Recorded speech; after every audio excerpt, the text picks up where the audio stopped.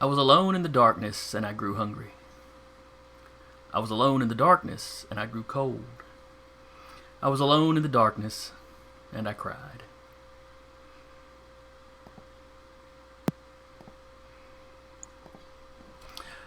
Hello, and welcome to Valley by Night. Brought to you here by Dire Bear and the Nerd Eternal Network. I'm your storyteller for the evening, Jason, and with me tonight, as usual, will be Sarah playing Jolene, Queen of the Thin Bloods, Rap playing Maeve, Duba playing Alexander, Eric playing Samuel, and Decca playing Blackjack. Last session, we had I guess just a big Bali beatdown. It was probably our most combat-oriented session. Just the whole session, just combat.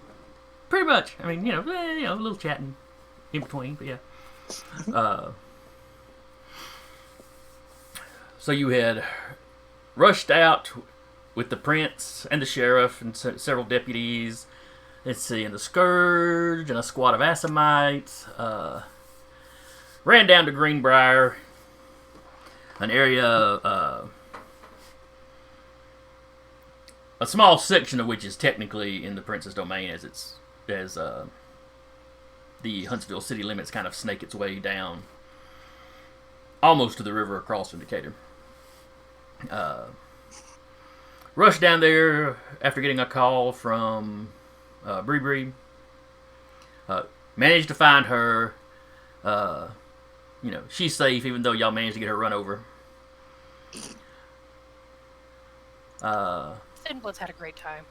Yes. Rescued 2 carloads of them, or SUV loads.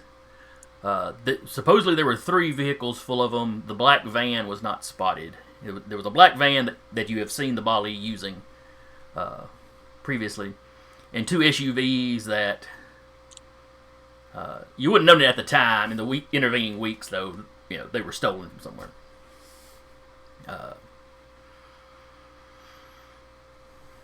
You fought off one group on your own. Some of you raced after one getting away, only to find they had been blocked by some folks that came out of Decatur to help. Maybe not to help you specifically, but at least they came out of Decatur looking to go after the Bali. The 2 of you made short work of them. You recognized the woman that y'all had previously been calling the hippie, who's identified herself only as May. Though the prince recognized some of the rest of them as being members of the Anarch faction that is vying for Decatur. By the time you had chased the Bali down, you were technically out of the prince's domain, so he chose not to pick a fight. He did insist on taking all the prisoners,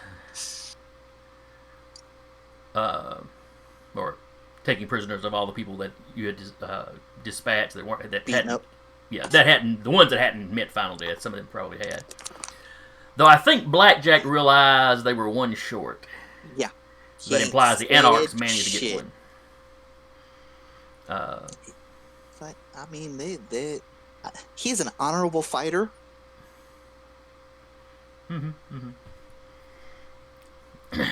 They helped you obtain victory, so they deserve some of the spoils. Exactly. And no one else realized it, so it's fine. Oh, so you never pointed out to the prince. Correct. Such disloyalty. I'm sure this won't come back and bite us in the ass at all. We'll see. Who knows? I mean, he is a Bruja. But You can't count, okay? Don't draw attention to it. I mean, he didn't even know what Apple was. It's fine. no, he didn't know what an emoji was. No, he didn't know who Well, that Apple was the prince. Oh, okay. Blackjack didn't know what Apple was. That's right. Yeah. Call me out like this, you bastards. Don't make it easy. hurts, say ow. Now, what was that woman's name? The one you May. specifically asked about? No, the Thin Bloods. Oh, Becky. See, I think we made a mistake in saying the religious chick was named Becky. No. 'Cause I got a called note her here that's- Becky because I remember us starting to sing Sir Mix-a-Lot about it. Mm-hmm. Okay, well, I've got a list here on session 18 of a Becky Madison. Yeah, Becky Madison, religious Thin Blood.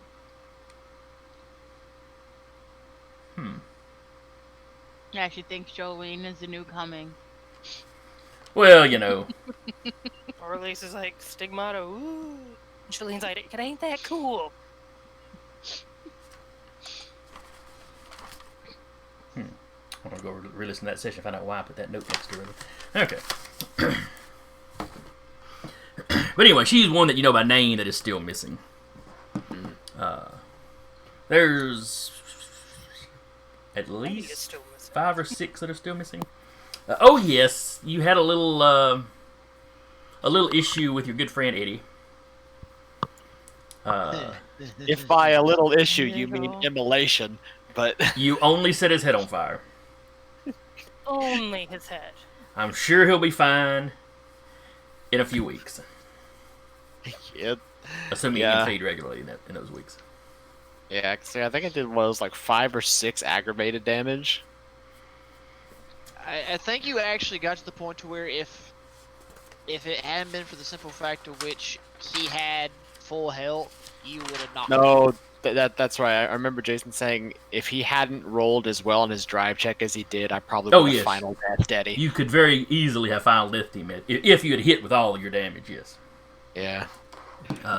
No, I remember that because again, me and you were having the fun competition at the end of, oh hey, bullshit's happening. 1 tire gone, 2 tire gone. Fuck it, the 3rd one's going to melt. Yeah. The only one that survived was literally the one on the opposite side of the car from y'all that you could not see. Yeah. The opposite, like, front corner. Yeah. The only reason that one survives is because we can't reach it. I'm Yep. pretty sure if it hadn't been going uphill, Alexander would have just dropped to the ground and shot it up from under the car. But Might as well. but anyway, so when the fighting really got going, when he couldn't convince Jolene to run off with him, he staked her through the heart. He was the one that ran over Bree Bree. That was probably by accident. Sure. But when he topped the hill and the Assamite's vehicle was coming up at him, realizing that he couldn't get away with Jolene, he apologized to her and just split on his own. Assamites was the 2 warriors of the Banu Hakim. Yes. Looks like Was it Bruce Anya and Bruce, I believe? Anya and Bruce, yeah. 2 of them that you know enough about to know they were special forces in their respective countries prior to the embrace. Which is often where the Assamites recruit their warriors, so. Yeah.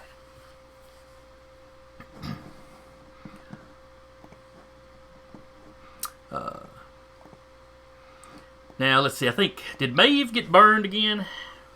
No, I mean. Oh, she is I think already- No, she took it, and that was superficial damage. Yeah, 'cause That's he right. used the Defy The Bane. Defy Bang, okay. Yeah. Mm-hmm. 'Cause I was thinking some of y'all were relatively injured. I mean, we're still kind of- Surprisingly, no. Alexander was lucky into being unscathed, but then again, that's also because he had range Yeah. Yes. on Yeah. his side. Some of us were still fucked up from the last session, too. Yeah. Mhm. That may have been what I was thinking of. I knew some of y'all had some healing to do in the downtime that were. Yes. Yeah, I still had one Samuel- one aggravated to yeah. heal up. I'd say Maeve and Samuel both went in with 1 aggravated damage still. Okay. Jolene has all of her superficial tractors gone. Fortunately, that can heal up pretty easily. Yeah, superficial. Yeah. Superficial, you bounce back from. Yeah, but still. The trying to heal aggravated at 3 checks per is a little on the rough side. Apparently, Samuel just went fire god angry dad mode. She's not gonna have nightmares from this adventure at all. I have never seen that many tins. Yeah, your dice last week. As a DM, I'm having PTSD from last session. I've never seen that many. My God, he's clearly hacked roll 20. This isn't even possible. I mean that last one just to hit the tire. 4 tins.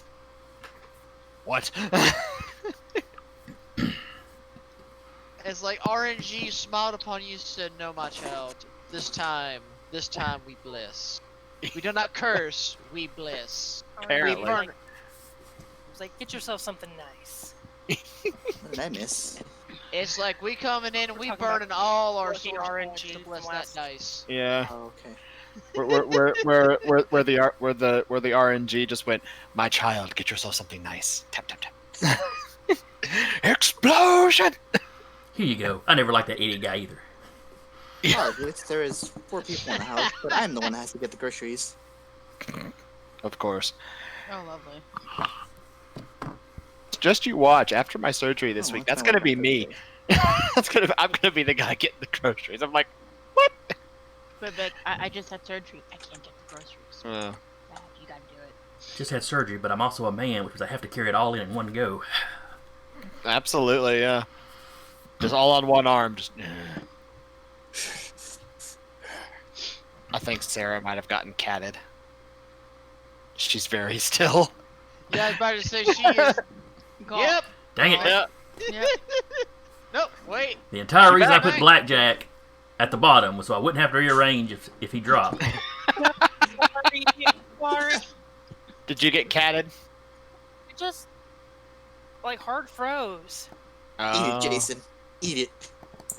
Yeah, no. Like we thought you got catted because you were very still, and that's what somebody brought up. And just like Yeah. she hasn't moved for a second. Oh, it just. I was like, wait a minute. Everyone got really quiet. We are not a Oh. very. No, we're not. Mm-hmm. No. Alright. So, yeah. Well, that should have the names sorted until Deca inevitably drops.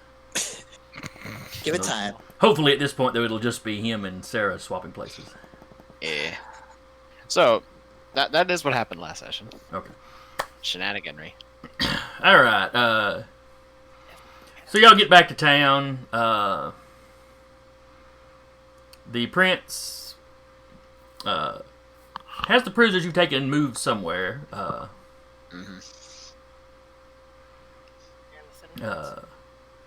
He questions the thin bloods you've rescued, the ones that are awake at least. Some of them were staked. It may take a little bit to get them up. He seems pretty complimentary towards y'all. Before you leave, Samuel, he tells you if they find any relevant information, get any relevant information out of these prisoners that that he thinks you need to know, he'll be sure to let you know. Sure. I mean, if any plans that might involve him going back into your domain. He also charges you with keeping an eye on the Thin Bloods, which he realizes you were already pretty well doing, but you can consider that kind of an official something he's asking the coterie to do. He probably noticed our security has been ramping up more and more lately. Not out of any, you obviously don't get the impression he has any real concern for the Thin Bloods, but the Bali want him for something, and that's probably not going to be a good thing for his city. With that, after all that's done, Samuel is going to get a hold of that contact he has with that human magus, the Okay. hedge wizard guy. Walker Boyer. Yes, that has that ritual of his. You're talking about the detection ritual. Yeah, the sort of ward that he had around the entire town. Yeah, I mean, it's a 50-person town, but still. It's still a big area for a ward. it's a massive area for a ward. Yeah, Of course, it didn't keep y'all out or do anything other than, notify him, as far as you know. Yeah. Yeah, he's gonna be asking about the details for that to get that implemented and put in place. See if we can't put a little something together. I need you to ward my entire domain. What? Our domain's like a little bigger than that, right? Did I stutter? Well, actually, No, the number of houses, the number of families you've got living in your domain that's fair. vastly outnumber that. The entire town of Mooresville is, like I Yeah. said, 50 or 60 people. Yeah, he'd probably like if the Thin Bloods are kind of congregating in one area for like safety in numbers, he'd have him ward that area.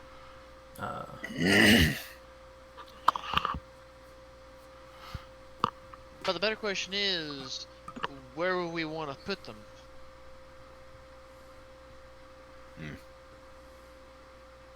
Well, yeah, because there appeared to be a leak letting them know where the Thin Bloods were. Yeah. I think some of y'all had expressed some suspicion as to who that was. Yeah. Probably Eddie. So, if it's him, then that leak is plugged. If it's not him, Yeah. time will tell. I mean, hey, if push did come to shove, Alexander may have space within his beloved crypt/sewer. So there's always that. Just get past the rats, and if you're hungry, just grab one and Capri Sun. It's fine, kids. They can also work at my farm. Oh yeah, that's true. Blackjack could probably use some more labor. Hey, yeah, we can work on his farm. He's got cows we could eat. If you touch any of them, I will kill you. Now, we have to learn to delegate resources. So that means we're gonna have to cough up a few. But you don't give Yeah. up Bessie. You keep her to the side. Just the two neighboring farms just have really, really anemic cows this year. It's a mystery. I will personally, Same thing. I Yeah. will personally teach them how to get the other cows in the other farms. What? Blackjack, no. But Blackjack, yes. But yes, y'all could certainly find a small apartment complex. I say complex, one of those that's got like 4-unit townhouse sort of setup. Yeah. If you manage to rent out an entire one of those and put him in there, as you talk to Walker, he could definitely ward something like that without any trouble. Yeah. A couple of not full size city blocks, what would count as city blocks within your domain, he could probably do. Mm-hmm. It would take some time. Yeah. He did not do the Mooresville ward. Has been there for decades. It's not something any one person did by themselves. Mm-hmm. That's probably what he'll do. He'll probably like buy out one of those complexes, and just put them there, and then have Walker start or the complex, and then kind of like area around it, just to have like a multi-layer detection system, to where like if something triggers the one heading like right for the complex, is like, hey, someone check that out.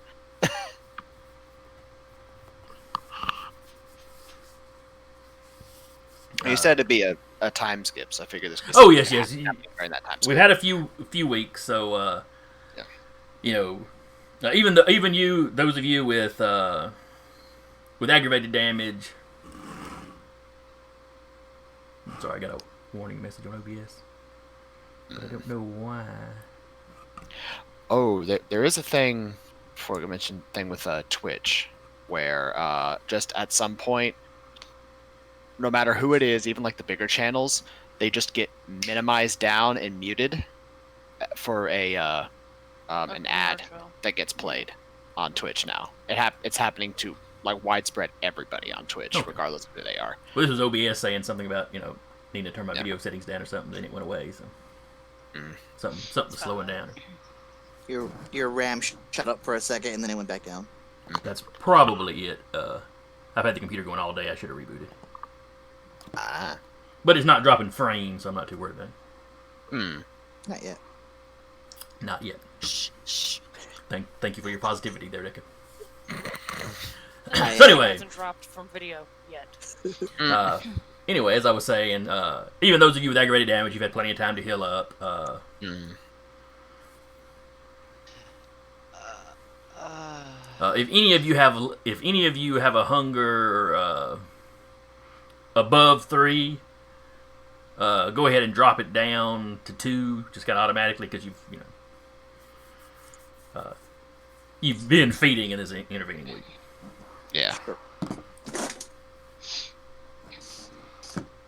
What if it's 2? Well, then it just stays where it's at, and then we'll roll when y'all wake up tonight. Yeah.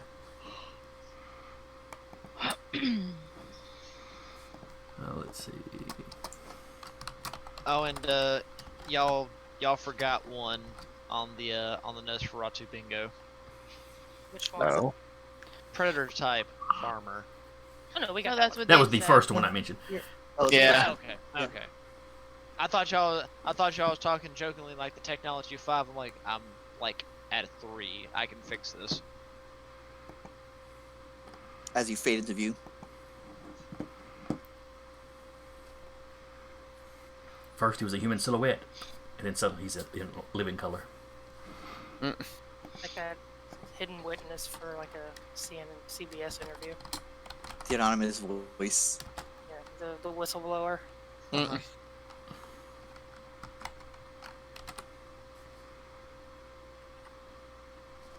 Alright, but to cover the, let's see, it was March 21st, Mm-hmm. I believe, last session.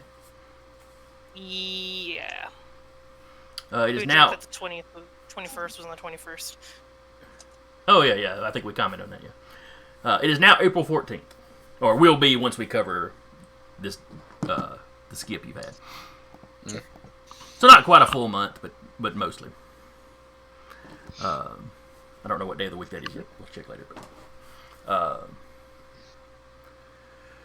So you get everybody situated back in the domain. If you want to do that apartment ideal, that's not a problem. Yeah, that's probably what he'll do. Between Samuel's money and his dominate, I know. I'll own this. Basically. I'd like to rent out this entire complex. Well, I got a family there that probably won't want to move. I'll go talk to them. They want to move now. Yeah. I We can be found very him a persuasive. nice place across town, out of our domain. Mm-hmm. Out of your what? Nothing. Forget I said that. He It's can the do name that of the too. apartment complex. I know you can.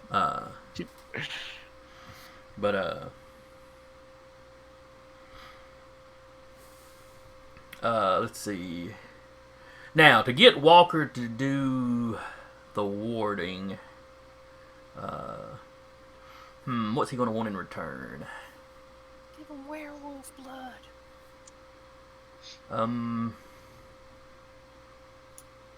He would find that interesting. I'm not sure how much of a use he would have for it. Give him demon blood. Not all of his, all of the Tremere's magic involves blood. Mm-hmm. Any sort of blood sorcery, thus the name. But Yeah. but with human magic, it's really a lot more up in the air as to what is required. Yeah.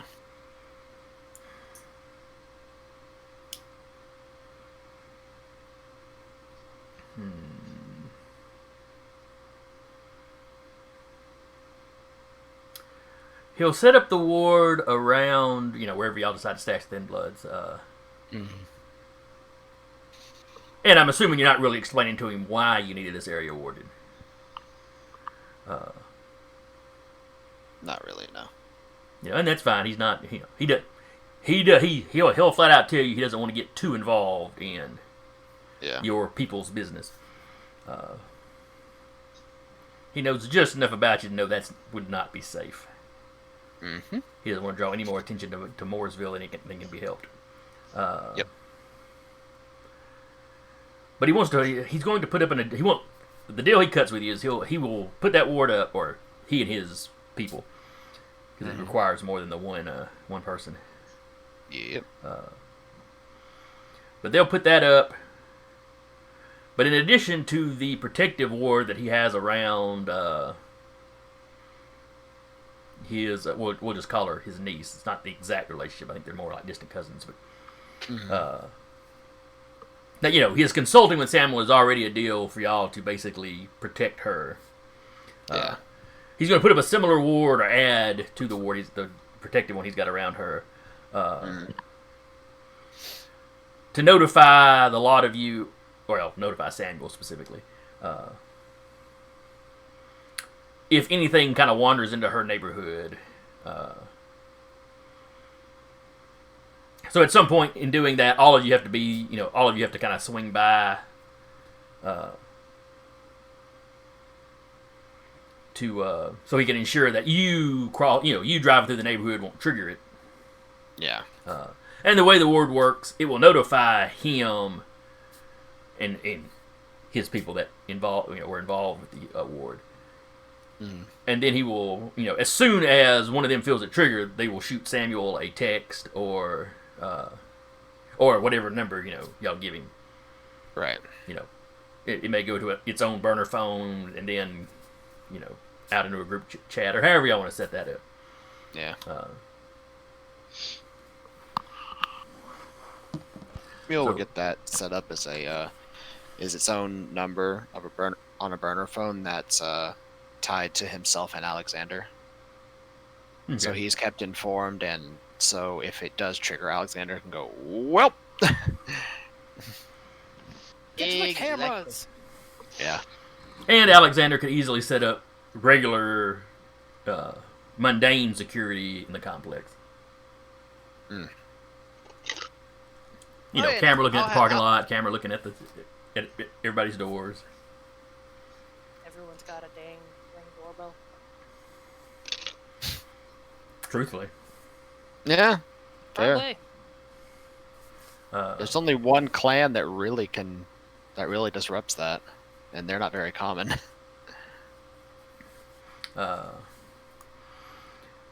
In the meantime, during these few weeks, Alexander, you get a text from a number you don't recognize. Okay. It's fairly short. It's, hey, cuz, grandmother was complaining that you haven't visited lately. Ooh, you got sent to the principal's office? Now, you know that there's no veiled threat there. That's literally just the sort of code phrase that gets thrown around when Grandmother Dorcas wants you to come see her. Yeah, no, he understands. He's just like, damn it. Grandmother wants to see you, or Grandmother was talking about you, or, hey, I saw Grandmother, anything like that. Yeah. Especially coming from a number you don't know means Grandmother Dorcas wants to see you.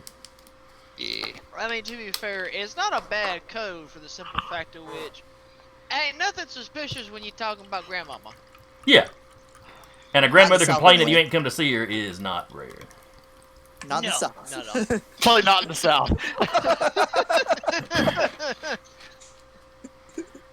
Grandmama's a little mad at you. Yeah, he'll happily take the time, head over there to visit Grandmother Dorcas. And you know where the Nosferatu hang out in the sewer. They have certain areas that are kind of closed off from, like, the maintenance guys and whatnot. Oh yeah. Their big pool where they do the weird things with the rats. Just certain things that Nosferatu tend to have, in their underground layers.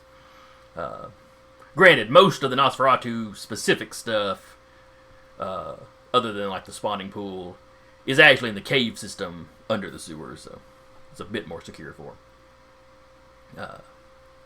Fair. But anyway, whatever day you manage to drop by, Oh, my rat.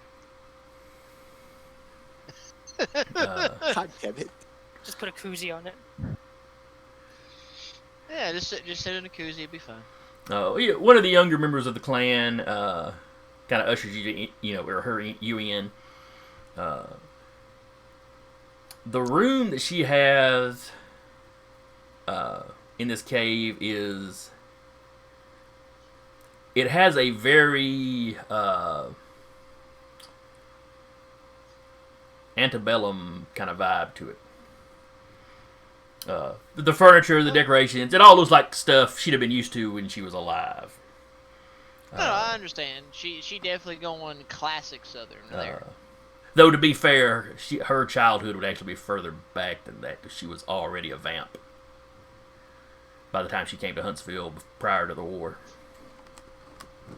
But it's in that same general time period.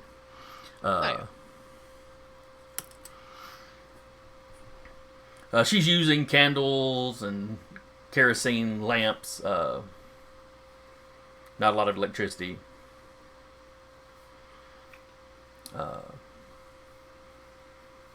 While she still has several members of the clan that truthfully probably use technology more than the prince would necessarily approve of. Most of that stuff is located closer to the surface where it's easier to be plugged into stuff. Oh, yeah. Anyway, you're shown in. Alexander, my boy, thank you for coming by. Here, have a seat. Thank you, grandmother. She sits down. And she's got a desk over on one side, but that's not where she sits down. She's got a little area over the side that's got like a little table and a love seat on one side, and a couple of chairs. And she's sipping something out of a tea glass, or a teacup. I mean, we can take a wild hair stab at what could be in the teacup, but I digress.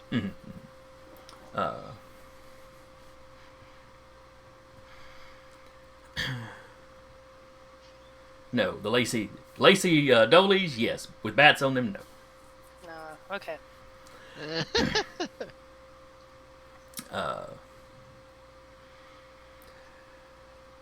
So I hear you had some excitement a few days ago. Unfortunately. Everyone was quite in a stir about it. Well, it was a bit unexpected, but we managed to pull through, and hopefully we were able to gain some favors in different places, so to speak.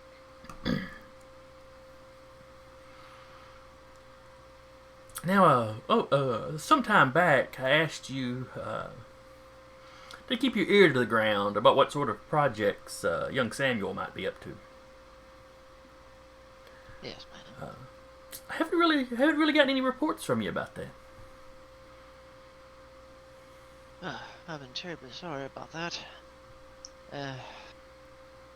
Whether or not the fellow Nos have been informing you or not, I've been trying to increase security measures around our domain and a few other locations, as it were, to help keep an eye out in case more of our dear beloved friends or boogeymen just happen to rear their head again.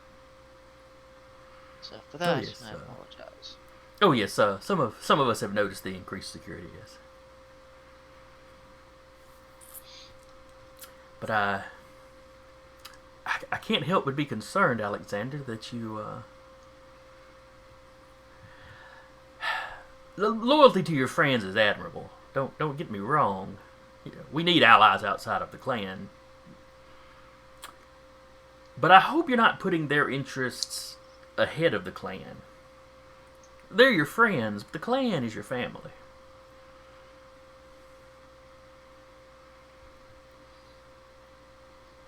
I'm sorry. That is not my intention to give that kind of allure that I'm doing that. To be fair, I'm trying to keep good on Samuel, just due to the simple fact of which he was the kind-hearted soul that allowed me to be here. So I am trying to keep good ties with him, but do not misunderstand.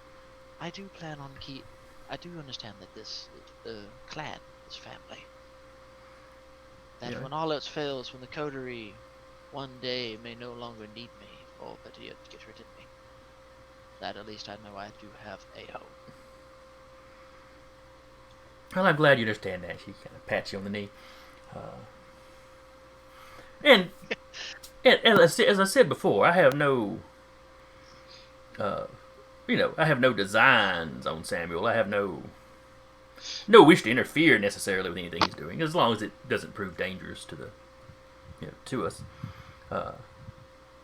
It's simply a good idea to keep an eye on the Tremere. Alejandro has been acting odd for a while. And as the next oldest Tremere in the city, At least until his sire arrives. I'm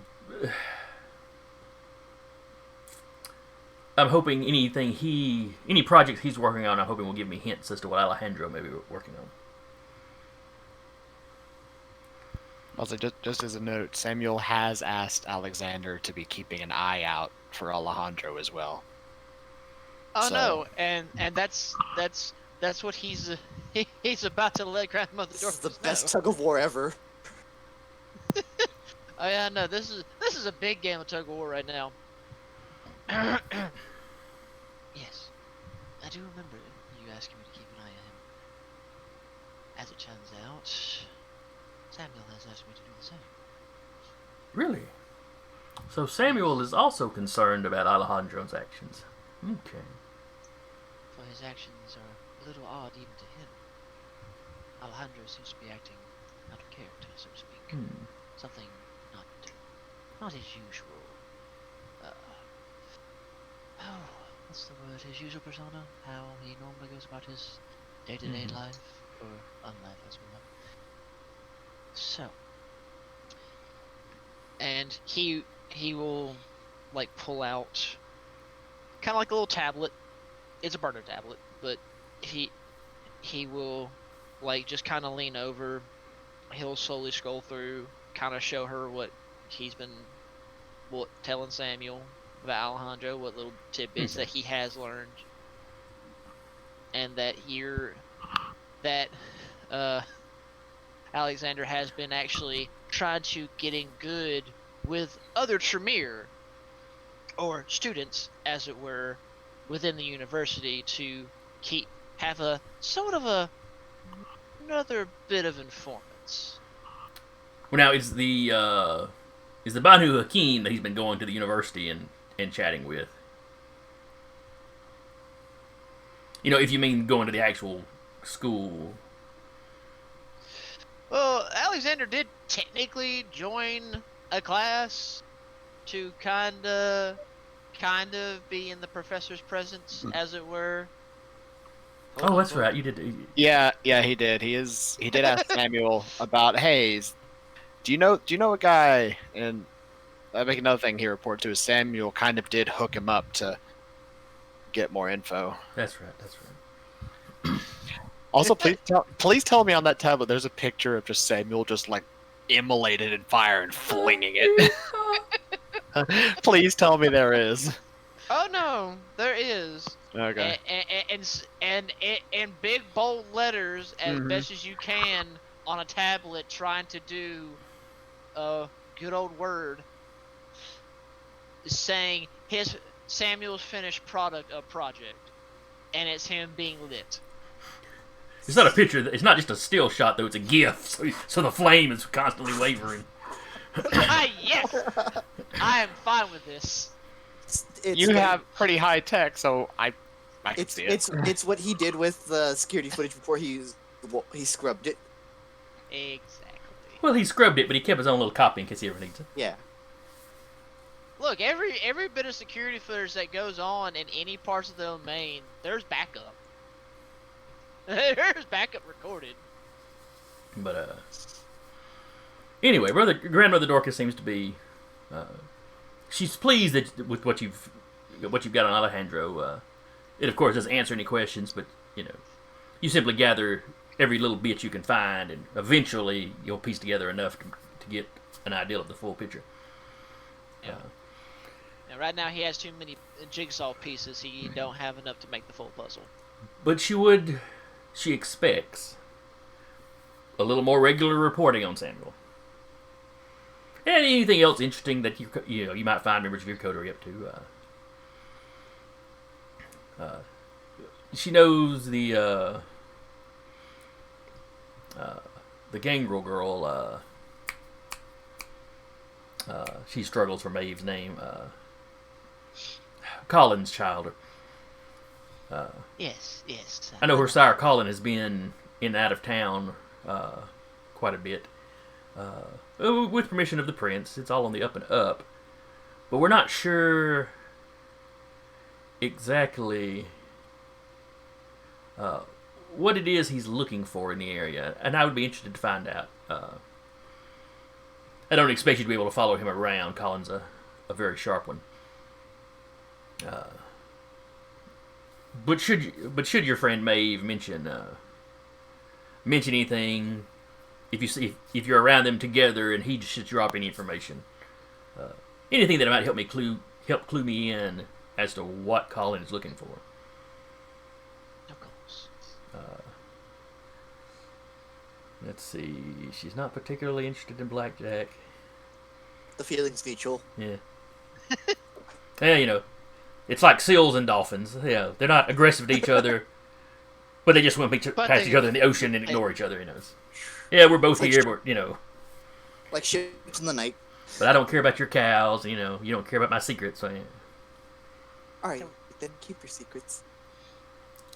Okay, Frodo. Just those cows, though, and it's on. Yeah.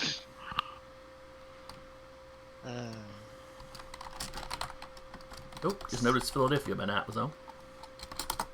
Yeah. Hello, hello. Welcome to the show, Philly. The entirety of Philadelphia. The entire city. Philadelphia. Yeah. Unfortunately, they're using one account, so it doesn't jack our numbers up. Like 60 people trying to type on a keyboard. No, it's my turn. It's my turn. Fair enough, yeah. Just these huge strings of letters popping up. Is somebody banging their head on the keyboard? Is that what's causing this? Anyway. All right, that was a strange segue, but or aside, I should say. That's the subtitle of all of the show. A strangest Valley by Night. A strange segue. side. Yeah. Or what's that? Oh yes, Grandmother Dorcas was expecting regular reports. Keep an eye out for whatever Colin's up to. It could be nothing. And,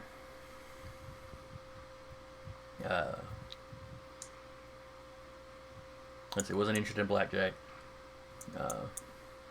Obviously, if you could keep her informed on any goings on with the Thin Bloods, or really, if you find out anything on why the Bali were interested in them.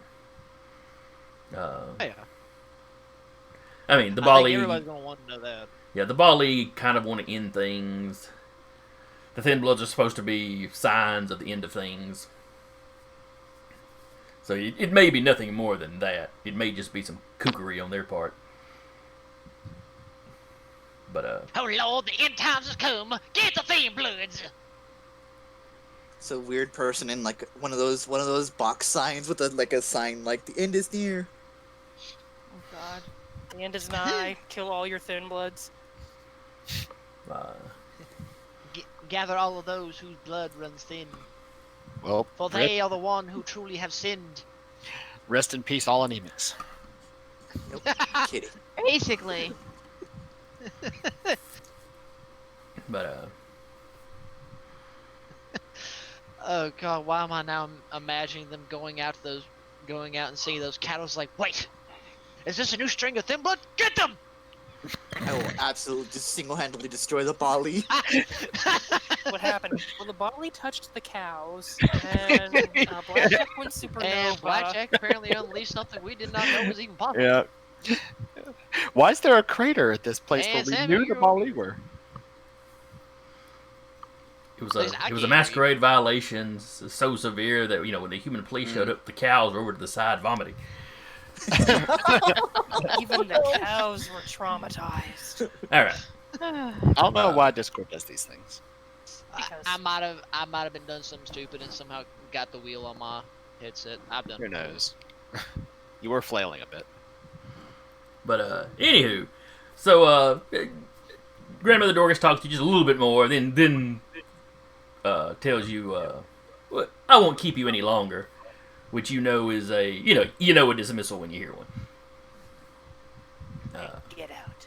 That's Southern for get the hell out of my house. Oh yeah, and without hesitation, Alexander smiles, does a little bit of a bow, and he bounces. Like, really bounces? Bunny hops out? Yes, he's one of those Chinese hopping vampires. Oh God. Yes. Wait, Jane, Oh wait, That is a thing. Sorry. I mean, I It don't is know a if thing. No, I know. Here, let me just put the. Let me get the symbol. Just slap it right there. My Starfinder group was running around with one for quite a while. The Quay Gen have gone weird over the years. Yeah.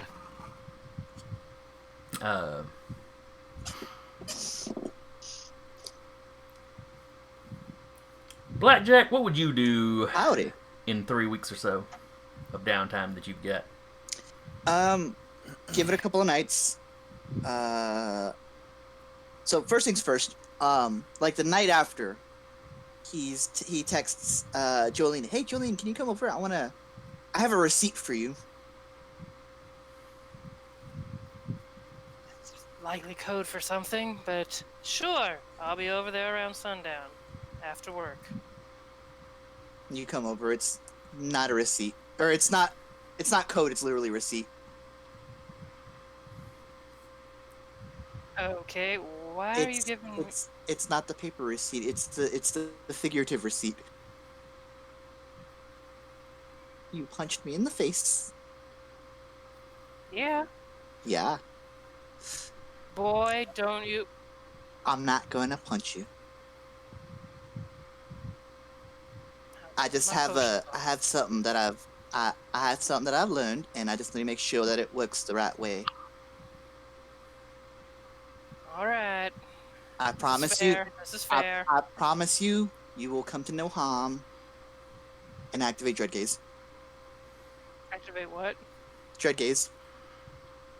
Okay, what does Dread Gaze do and what do I Hang roll? on. Let me find it. Oh,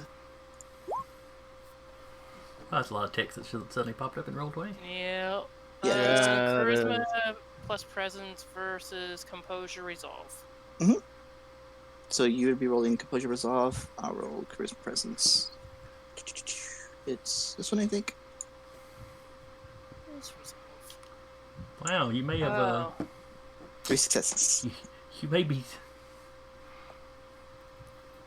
I want to test something on you. Now, Frenzy. So, critical win there, Jolene. Yeah, How do you want to do critically that? win. You just see Blackjack like, Okay. Is that a success on every dice? does it success Yeah. on almost every dice? Except for one of the hunger dice. Oh, that's right. There were 2 hunger dice. Okay. I just had a major deja vu moment. What the hell? I took your... So that's 7 successes versus his 3. I don't think his Dread Gaze does anything to you. No, it doesn't. What are you? No, I what are just- you trying to? It's Are you about to sneeze? Do Kindred sneeze? Do Bruja sneeze? So he's trying to growl at her. supposed to. That's supposed to do something, but I guess I got to work on it some more. I mean, it might just be all that weird thin blood bullshit. Maybe. Might be. I mean, I worked retail a pretty long time. I'm kind of used to getting mean mugged, so. Fair enough. What do they call them? Karens? Yeah, I've dealt with a lot of Karens, so. I'm terribly sorry. As it were. As it were. Seems like fairly commonly. I mean, you got that one Toyota person over there, right? That's kind of Karen. She hates Jeanette? all of us, so. Oh God, let's call Jeanette Karen to her face. I don't Two want to artists. have. She would probably be don't- in touch enough with modern society to catch that right away. to be appropriately insulted. I don't want to have Samuel get another fucking 200-year-old wine infused with blood magic. You assume he Guys, cares coming enough about her over. to do that. It's just Jeanette. Yeah, it's not like it's the Harpy or the Keeper of Elysium. I mean, Jeanette pisses him off. He'll just. Goodbye. Where we were with the Toward Yours again? I don't know. I just, Man.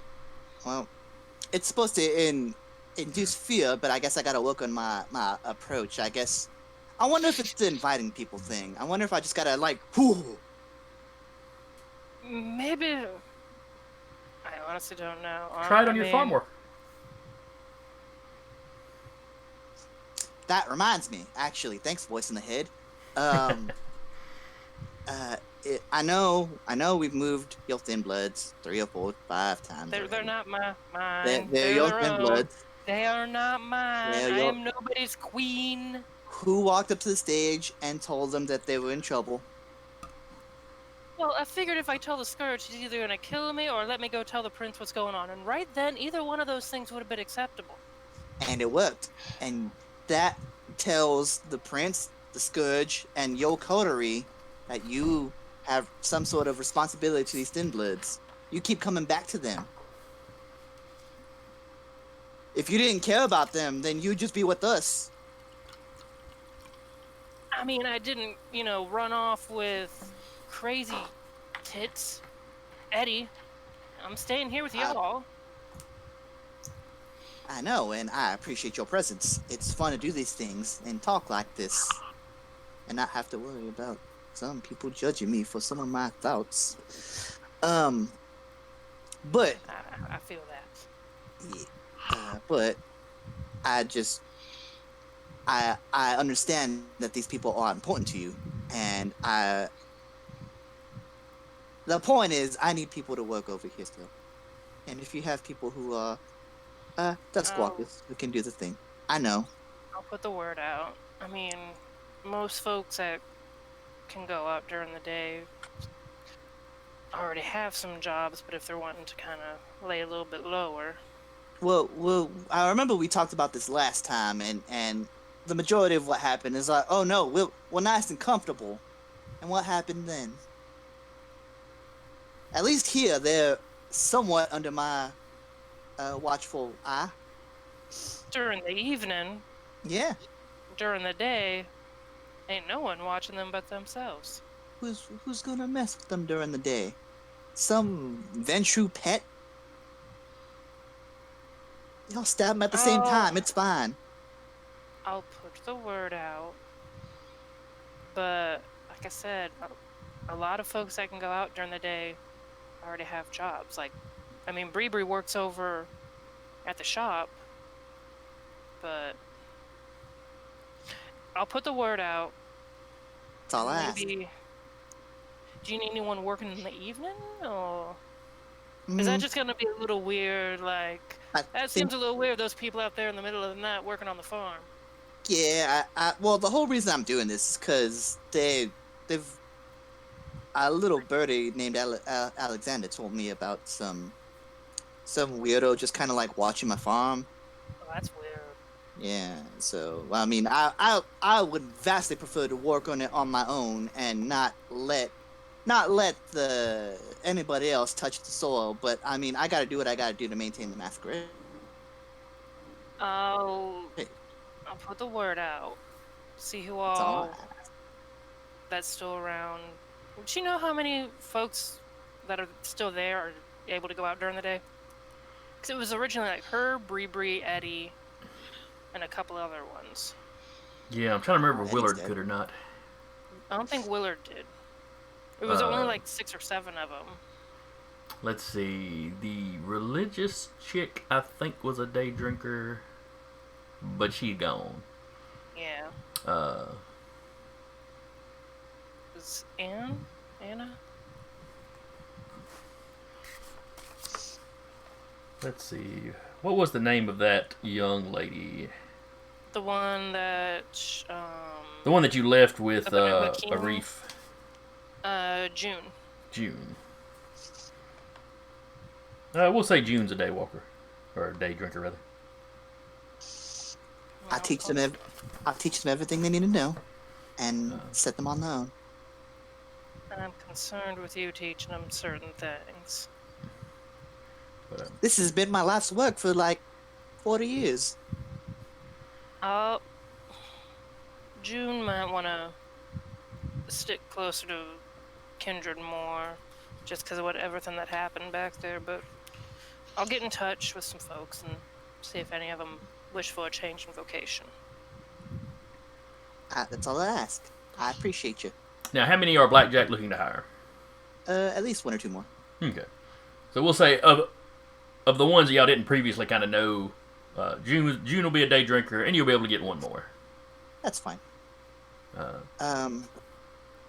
The That's rest it. of the Thin Just, Bloods like are one or still, two more just to make sure. And then is the guy still doing like coming in, working the clock, and getting better at it? Yeah, he's improving slowly. After 1 week, I will just ghoul him. Here, oh, you look thirsty. Here. No conversation. Oh no, I'll talk. Here, I'll talk have to some him, soda. and I'll just tell him, hey, it's more or less that. You want to be a vampire? No. I just tell him I appreciate what you've done to the farm, and what you've done in my absence. I've been a lot of going back and forth between different small towns. I wanna give you a gift. Unfortunately, this will take the backsies on it. So and then I go. So do you like slip it into his drink, No, he's or do you like just pin him down and drink? I like to Rick think Daniel. I like to think at some point there's like an accident where he's hurt. I'm just like, hold on, I got you. I know first aid. Just stick my I hand know in his first mouth. aid. Let me just rub some blood on the other blood. Stick my bleeding. Now it has to be a little bit. He has to drink it. You can't inject them with it. They have to actually drink it. Yeah. Here's this fine red wine. Ignore the coppery taste. But at some point I don't want to like. I feel like it's like a masquerade breach if I tell him about it before he does it. I mean, yes. Well, technically. not really. You could tell him about it beforehand, but then if he says no, then you probably have to kill him, or have Samuel on hand to do the mind mojo or whatever. I'd hate to have to kill somebody who's doing such a good job at the farm. Man, he was So I doing won't such a give him good a job, and he's really fertilizing those potatoes great now. A little bit of him over there, a little bit of him over there. Boy's done a good job. Boy's done a good job. I tell you what. So rather than pin him down and force feed him, you like slip it into his drink or something. Yeah, I'll just Okay. slip a little bit into his drink. I made some lemonade. Pink. Strawberry lemonade. I made some strawberry lemonade. It's all yours. Roofing this poor guy. I want you to know I appreciate your hard work and dedication to this farm. Oh yeah, he's I don't show up. I know I don't come by often enough, but I just want to say I appreciate you. He's like, You've oh, that's done one a of the things great I like about the job. job. Yeah. You're never here. I mean, I like that I don't have somebody hovering over me. Is all I mean. Oh no, of course. And even if I was here, I wouldn't be hovering over you so much. Maybe the first couple nights, as I get a little attached to this place, but I just come here. I know what I got to do. I just come here. I just do it. It's great. Man, this is good. Yeah, it is. So, once you have him fully ghouled, you start noticing that he stays late a lot more. Okay. Not super late, but it's like he really hangs around long enough to be sure he talks to you on any given night. Yeah, of course. Now I'll ask him if there's anything if he wants to know. If he has any questions about anything. He'd probably have a few about doing the job, and overall, he just seems to be really happy with this job. You're the greatest boss ever. What can I say? I'm a benevolent god. Totally not gonna backfire. No. At some point, I will explain to him after he's been fully ghouled that I have, about the process of what he's become. Even with the effects of ghouling, he's a little disbelieving at first. You have to display some of your abilities. But by then, he's fully addicted to you. I just come by every other weekend for some more pink lemonade. Yeah, basically. I mean, you don't have to do the lemonade thing once he's hooked. He wouldn't care. No, But, just Just so that the nutter that's watching us doesn't say anything. But so you hire a couple of the Thin Bloods. I've got some people coming by. They're gonna help out. They're gonna help out during the day. So just treat them just as well as you treat me. Maybe not that well. All right, Promote him to supervisor. All right, so you've got June and give me a first name for your other employee. Roderick. Me with a Roderick? collection of wrestlers' names in my head. Mostly he goes by Rod, but So does that guy. So does that guy. It's fine.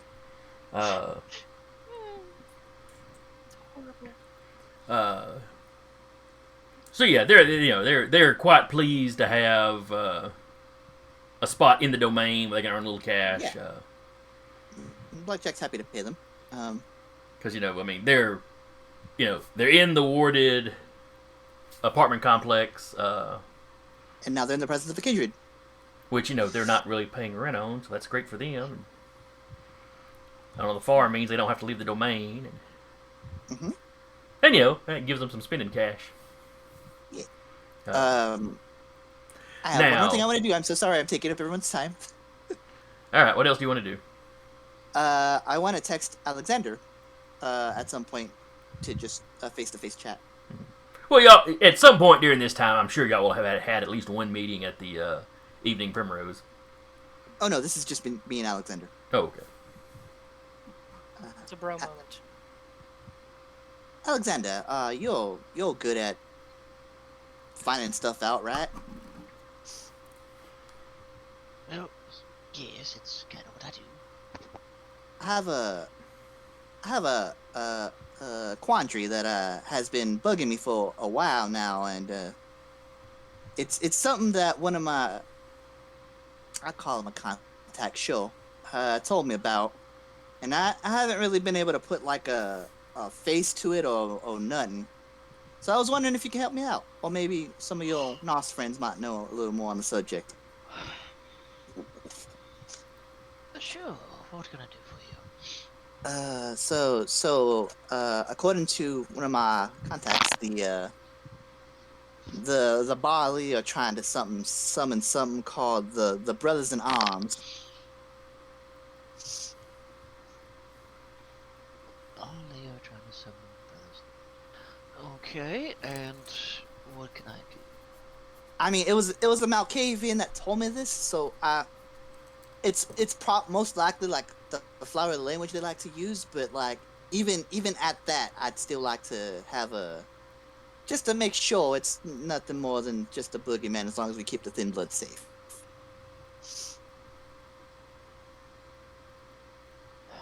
Right, so...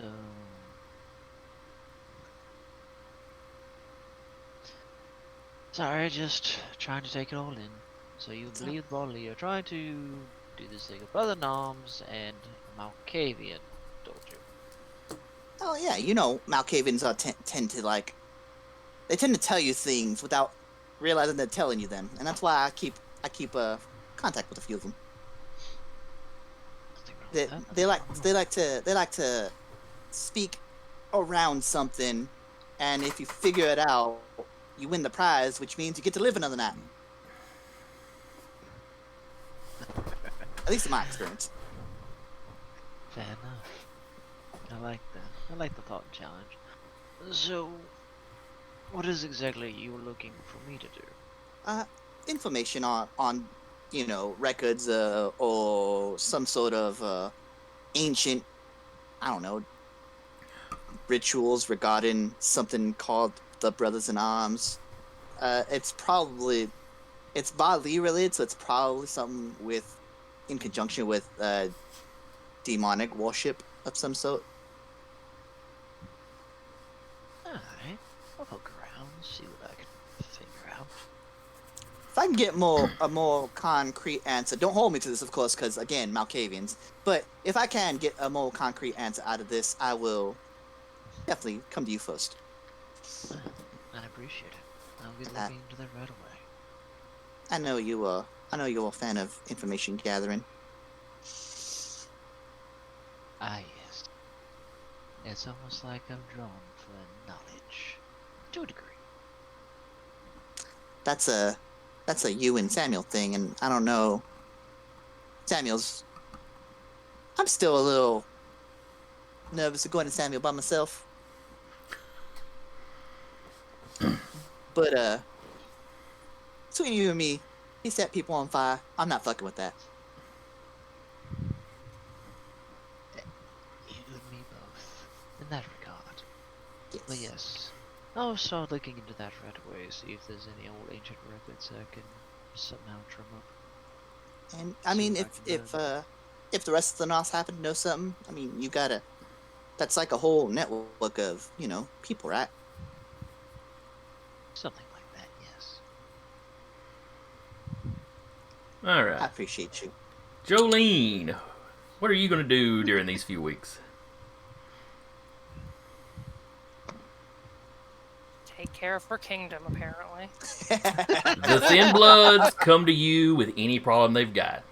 Yeah.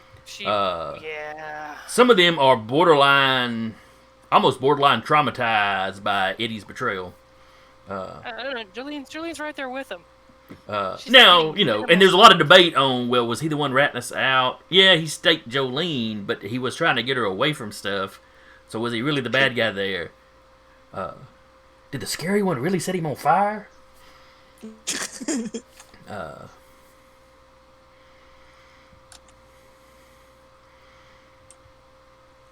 thought doctors could do no harm. Do no harm, but take no shit. So they do no harm, but they take no shit. Well, the one that says that gets looked at by everybody in the room. Undead fiends of the night. What do you expect? But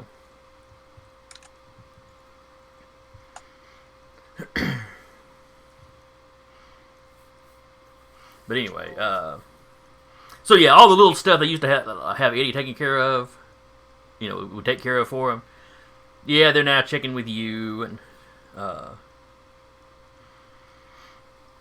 it takes some time out of your day.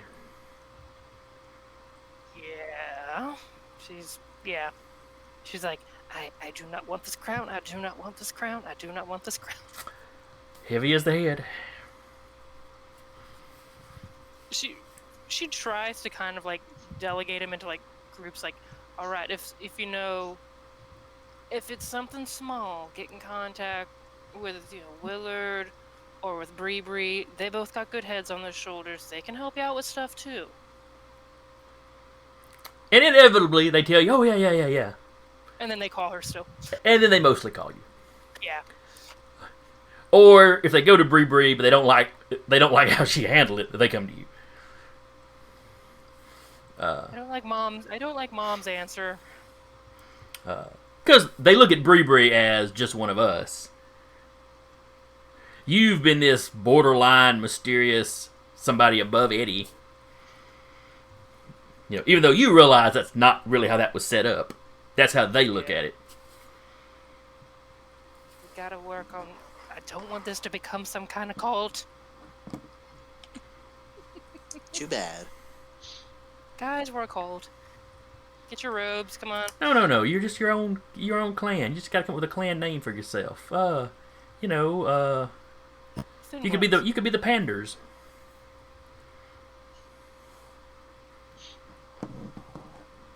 She'll do the best she can with them. Mostly just, trying to help them find some kind of, work or something in the domain, if possible.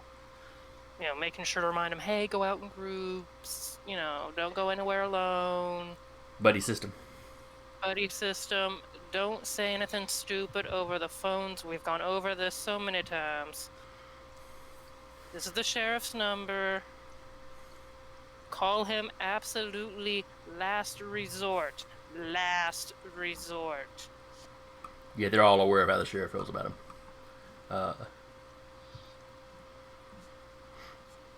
And yeah, they know to be careful over the phone. They've heard, Doctor Set Your Head on Fire is very, very particular about that. Yeah. Eddie was always emphasizing to him, caution over that, because, if the Thin Bloods brought the Inquisition down on the city, he has no doubt there'd be another purge of the Thin Bloods shortly thereafter. We all die if one of you screw ups. No pressure.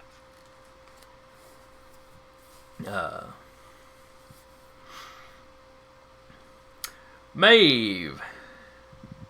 Colin was at the Elysium the other night. Very clearly wanted to go with y'all. But the prince was pretty insistent that he hang around, because the prince didn't want to strip everybody capable of fighting out of the city. Yeah. So he requested that Colin stay, and he left, like the gargoyles stayed behind, Scylla and Charybdis. And a couple of the deputies, but. So as soon as you get back into town, Colin's checking up on you, and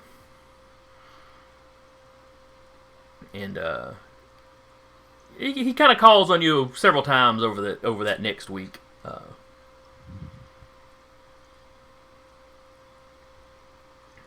The Bali seemed to make him nervous.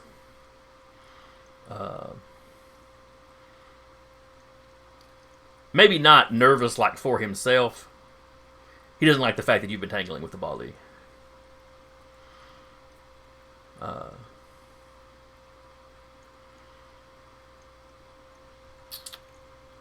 He thought you joining this coterie was a good idea when you did it. He thought there would be safety in numbers. But their preoccupation with the Thin Bloods... Prove your new friends. Their preoccupation with the Thin Bloods seemed... not odd when it started, because the coterie has a Thin Blood member. Fair enough. But if they're bringing actual outside enemies down on you, maybe you should rethink. There's enough room in the city for you outside of Jones Valley. If you wanted to step away from that coterie, or he could put in a good word at a few other cities if you wanted to move.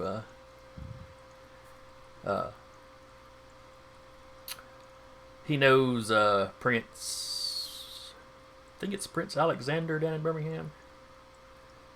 Not that he'd really recommend Birmingham, because there's still a Sabbat presence down there fighting over the city, but. And the Lupines are very active down there. Forget he mentioned Birmingham.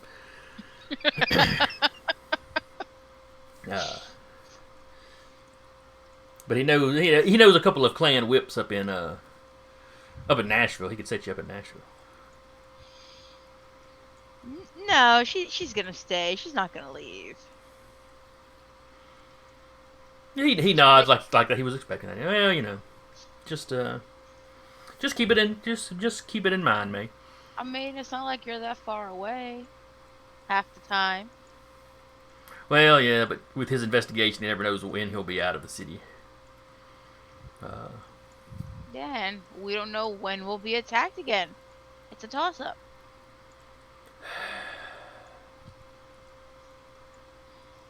All right. He brings it up periodically, but he doesn't insist too much. It's enough to get on your nerves, but not enough to. He always stops before it actually causes a fight.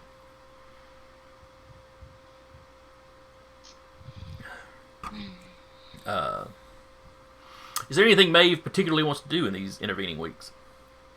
Just besides heal. Mm-hmm. That's about it. Okay. She just wants to heal. She just might actually go visit what's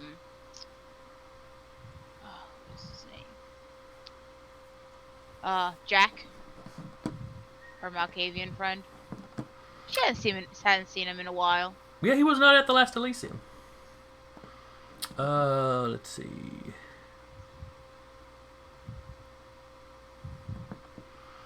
Now oh wait, hang on. Ah, yes, Jack Babbling Brooks. That's it. Mm-hmm. I was looking at Blackjacks at first because both of y'all have, Malkavian Malkavian friends. Mm-hmm. Yeah, yours is Jack. His is Bobby Bedlam.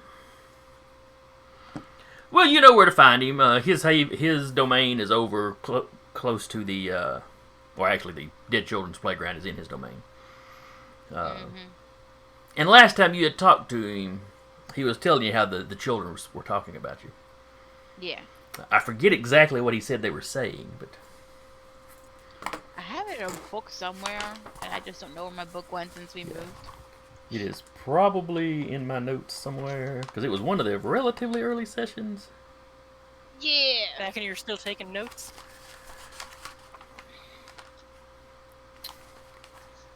And back when I was taking them a little better, so it may have been on the computer notes.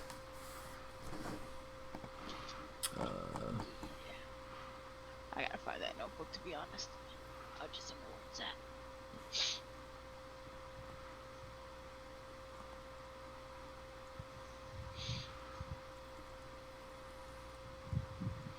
Oh well, we can look up it specifically. Well, How he worded it I later. kind of remember how they were talking and how he said that wasn't a good thing.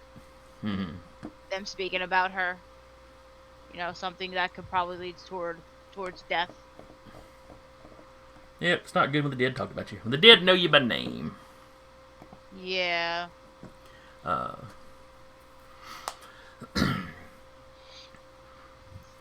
So, you actually find him just outside the playground. Leaning up, kind of leaning on the fence, like you could easily imagine a parent doing, watching their children play. It's, of course, night when you're there. There's nobody in the playground. Some of the swings are moving, but that's probably just the wind. Probably. Hopefully. Probably not. Probably the spirit children. Hey, Ghost, it's me, ya boy. There are a lot of children buried in the neighboring cemetery. Mostly from the last pandemic. But As opposed to the current one? and there's a lot of weird. There's a few other weird stories that come out of that particular graveyard. A woman with a rocking chair in her tomb with her. That you put your ear to the stone, you can hear her rocking. Something about a guy that climbs out of his grave, gets into a carriage, and rides around the graveyard trying to find a way out. As one does. Well, he wanted to be buried on his property, and he was, but then later owners exhumed him and had him moved to this graveyard, so he keeps trying to get home.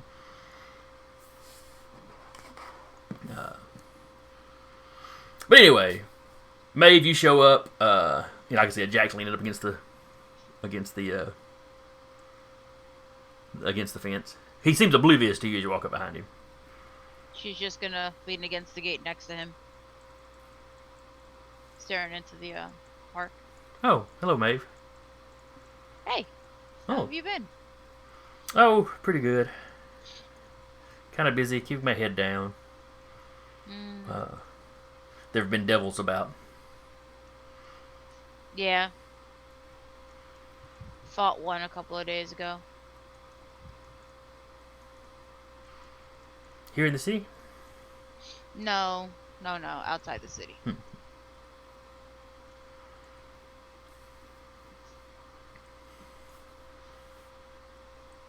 He gets quiet for almost a full minute before it. What brings you by? I haven't seen you in a while. You weren't at the last party, so I just came to see how you were doing.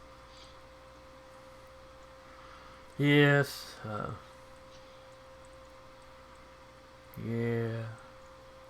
Yeah, I haven't been feeling like dealing with people. I can see that. Or people like things, and kind of gestures to the both of you.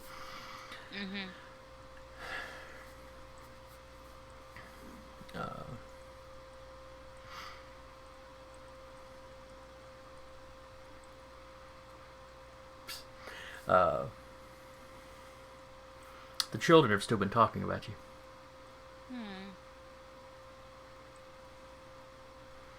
There's things stirring. Oh? Yeah, they don't know. Oh, they're children. There's a lot of things they don't understand. There's things they can see because they're dead, but they don't understand it because they were children. Yeah.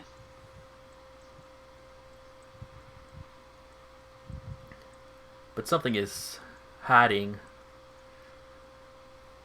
under the hills, under the city. Oh? They don't know what.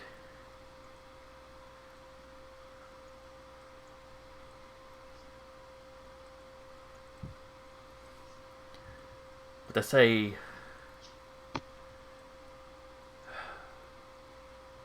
several peoples are looking for them, several groups.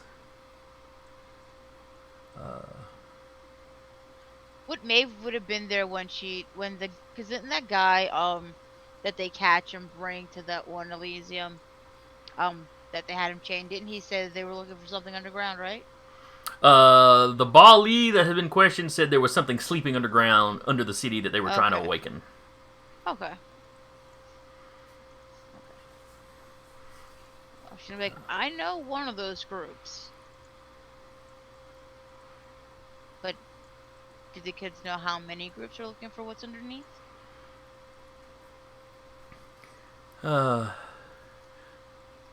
They've mentioned they keep mentioning you about it, but they didn't say if you were looking for it or not.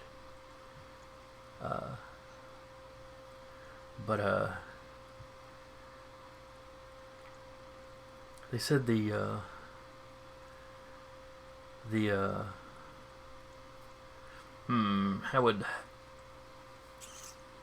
how would 19th century children refer to devil worshippers?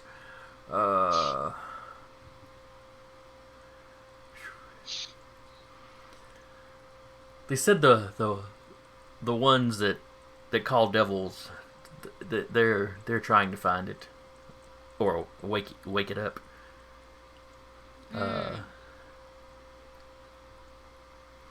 They said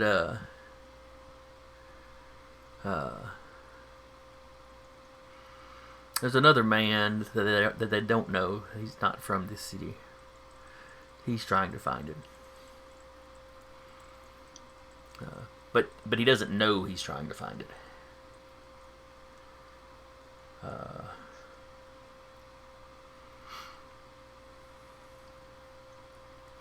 And the Dog King knows more about it than most.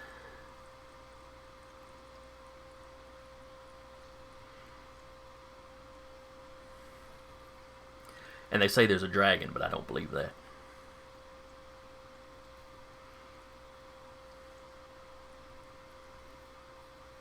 I think they're just confused.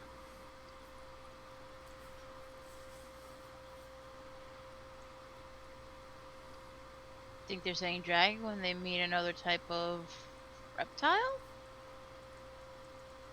He shrugged his shoulders. They say it's a dragon.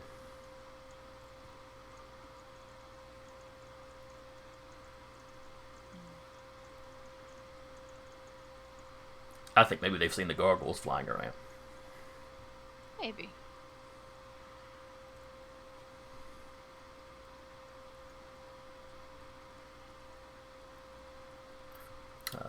Then he kind of looks out across the playground.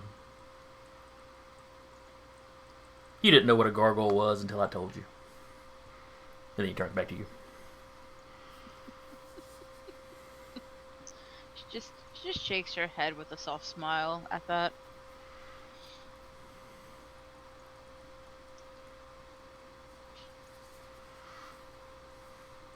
Do be careful, Maeve. I would hate for you to come to harm. I'm trying my best. I mean, if I could take a fireball to the face and still stand here, fireball or two, I think I'm doing pretty good so far.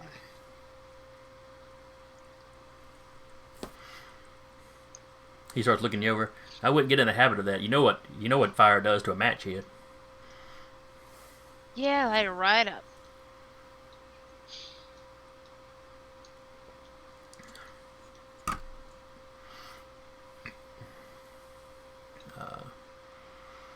And he'll keep talking to you, but that's really all the kind of useful or potentially useful information you get out of it. He kind of goes into gossiping about people in his, the kind in his domain.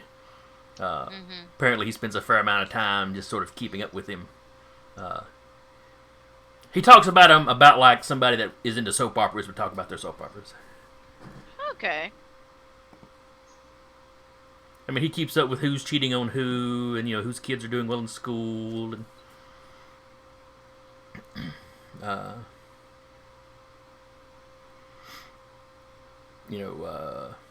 who's cheating on their taxes. I mean, just all kinds of just random information on just random folks that he just rattles them off their names. You have no clue who any of these people are. Randy's cheating his taxes? What? But as his nickname would imply, he tends to talk a lot. Mm-hmm.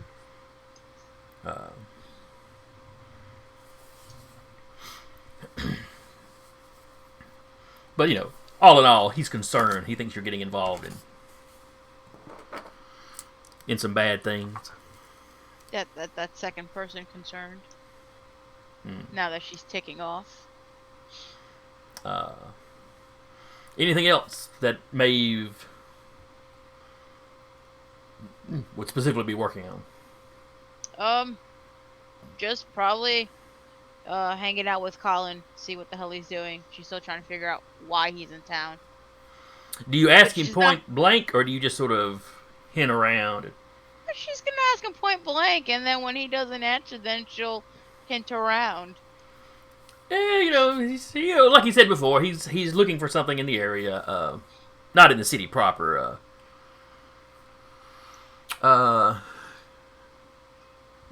He'll at some point he admits to you that it's something that used to be in Decatur. He knows it was removed from Decatur, before the Anarchs moved in, before everything just went to complete crap in Decatur. And that it was stashed, somewhere in the surrounding counties. Or at least that's what his investigation is heavily implying. But what is it, though? Something from antiquity. It's an old something. Quite an antique. And he gets a little vague after that. She's gonna ask him, have you ever heard of anything living down deep, way underground here in Huntsville? I know the Nosferatu have moved down to the cave system. No, further down than them.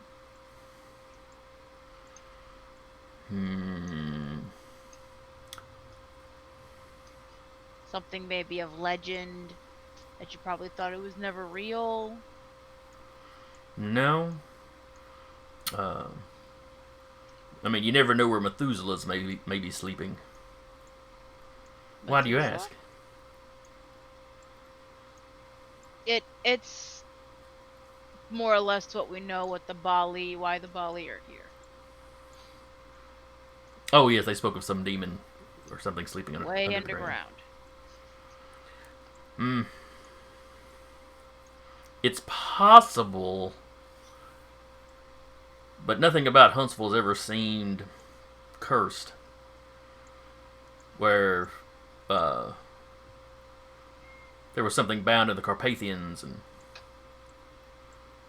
that whole area has been tainted by it. That's why the Zamis are like they are.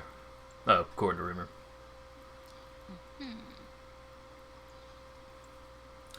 But no, he hasn't heard any particular rumors or legends about anything weird at Huntsville. Not until the Bali showed up and we're talking about it, at least.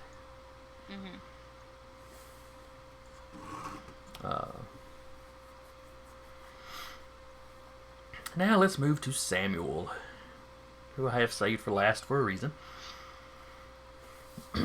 Ominous. Why are you eating my bread, bro? Fair enough. I've just been sitting here listening. So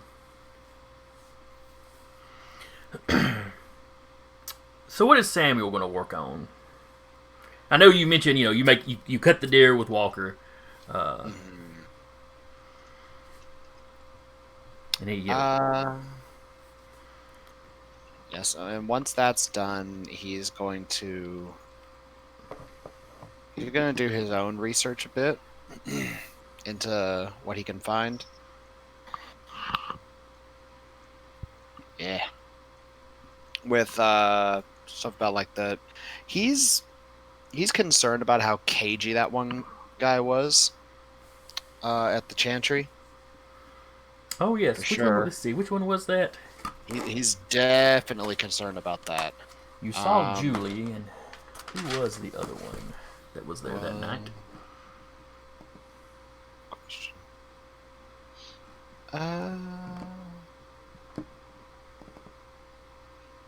What's these somewhere? Let's see. I have Jackie Pearl, Jeffrey Singh, and Scott. I think it was Scott that was there. It was either him or Tom G. Wax. If you've got Scott written down, I'd assume Scott. Okay, yeah.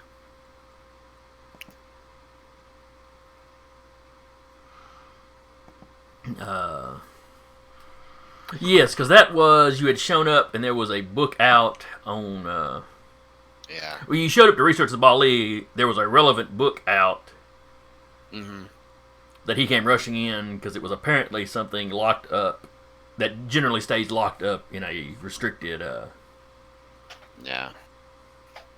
And it, seemed a little odd that he would have access to a restricted area that you did not. Yeah.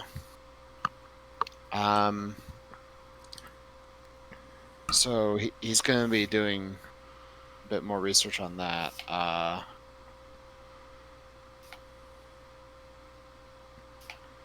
He's gonna observe Scott for a little bit.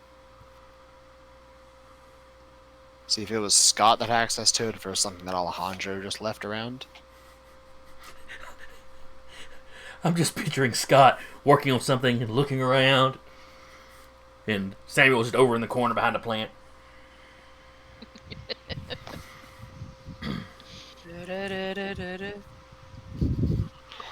He puts Why is he he humming pulls a his own book theme off the shelf and turns around, and you see, this little sliver of Samuel's face watching him through the crack left where the book was pulled. I mean, maybe. I don't know.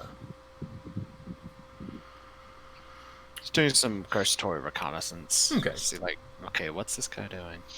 So you spend a little more time in the Chantry than usual. Yeah. But you've got plenty of stuff to be researching, so that's You start to notice that Alejandro seems to be using Scott as kind of a personal assistant. Okay. Now, Alejandro's doing some research. He'll send Scott out to find things. Mm-hmm. You notice that a lot of times he will, if he's researching something, he will kind of leave the mess out and tell Scott to clean it up. And Scott seems to be a lot more apt to do it immediately. Because that was one of the things when you ran into him last time that he seemed flustered about. It's something he should have already cleaned up, and Alejandro wasn't in the Chantry, so he hadn't gotten in a rush about it. Yeah. So. And then he very much did not want you to borrow that book because he should have already had it locked up. Mm-hmm.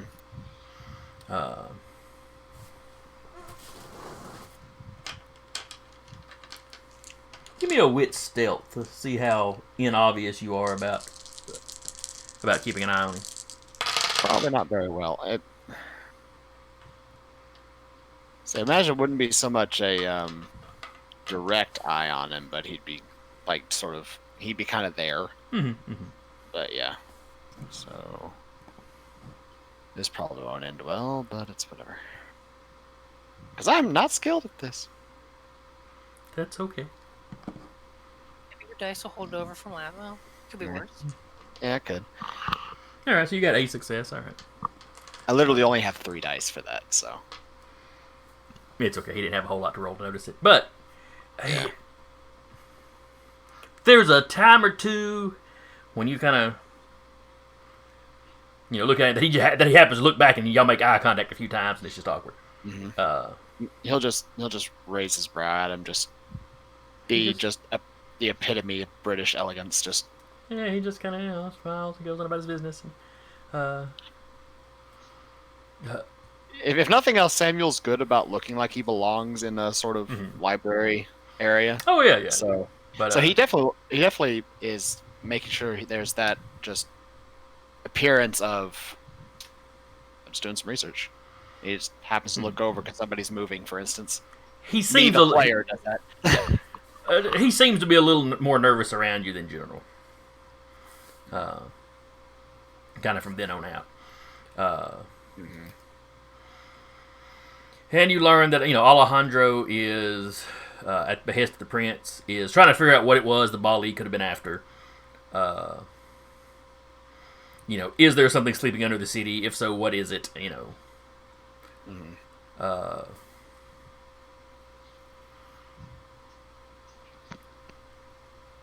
You hear him complaining about stuff that is missing from the previous chantry, where that were destroyed by the fire.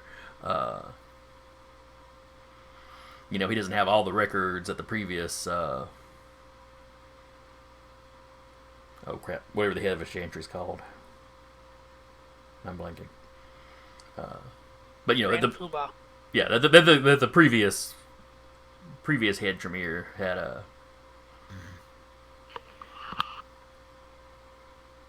Ivany. Stuff that he'd brought in and brought out. Yeah. You also know in this week that he gets some sort of message from the chantry in Madison. Okay. That he gets quite upset about. Alejandro has been trying to keep the Huntsville Chantry kind of neutral in the power struggle between the different factions of the clan. Yeah. And what he does, he never tells you what's in it, but you gather that the Madison Chantry is putting some pressure on him to pick a side, specifically the side they're on. The head, and you're passingly familiar with the Madison Chantry members. The fellow that runs the Chantry in Madison is quite a bit older than Alejandro. Somewhere probably not as old as your sire or grandmother Dorcas, but a lot closer to them than to you, or Alejandro for that matter.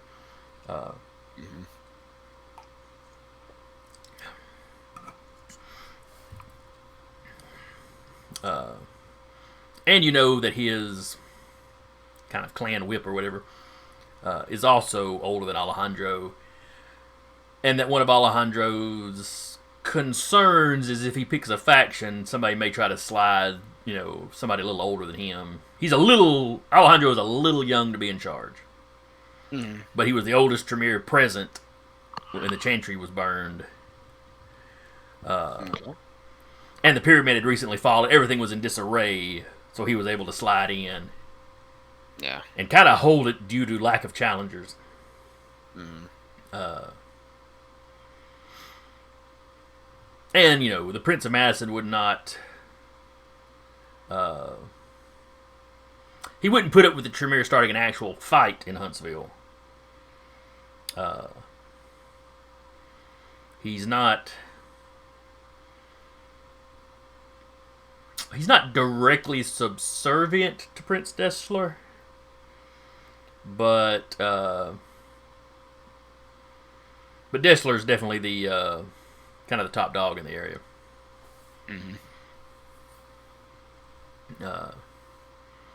As opposed to the previous Prince of Decatur that was very clearly, a flunky. Mhm. Because it was one of Nora's childer that had been running Decatur. Yeah.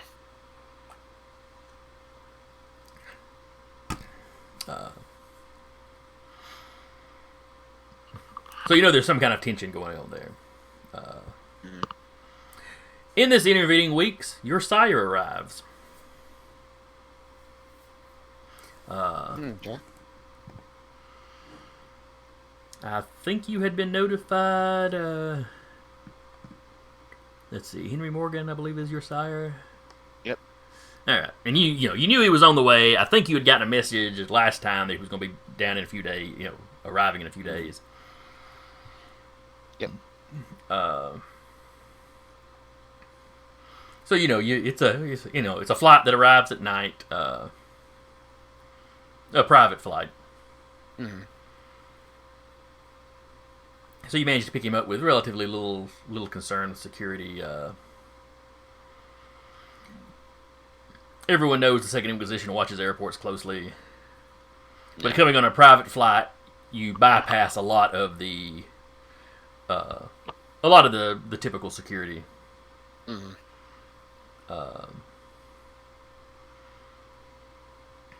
Henry's delighted to see you.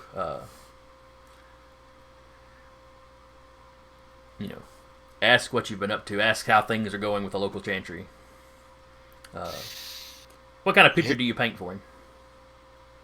It's been both good and concerning. Mm-hmm. Research and studies go on well apace. There's no problems there. I've actually been making a few inroads with a small faction of the Banu Hakim that have come into the city. I don't want to discourage that, but do be careful. They are an ancient enemy of ours. I know. One of their numbers seems to be a little hungry for knowledge. It's more of a mutual knowledge gathering, so to speak. Yeah, there was always rumors that the Assamites had their own sort of sorcerers. Well, I can confirm that they do.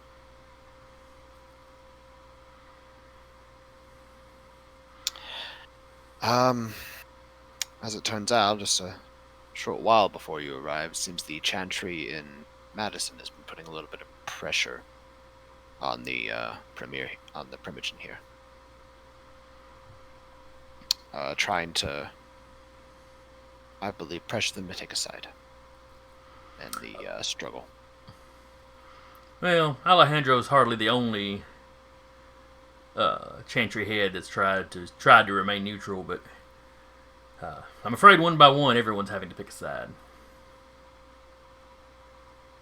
Eventually, yes. I'm, of course, fairly traditional myself, but Yes. The structure of how it used to be certainly was good, but I do enjoy my freedoms to research. he's like, yes, I have to admit I've enjoyed that as well, though I'm concerned about the clan's longevity if we keep infighting. The Banu Hakim's entry into the Camarilla. Well, if they weren't so divided, if they had not become so divided themselves recently, I fear that they'd have been able to push us out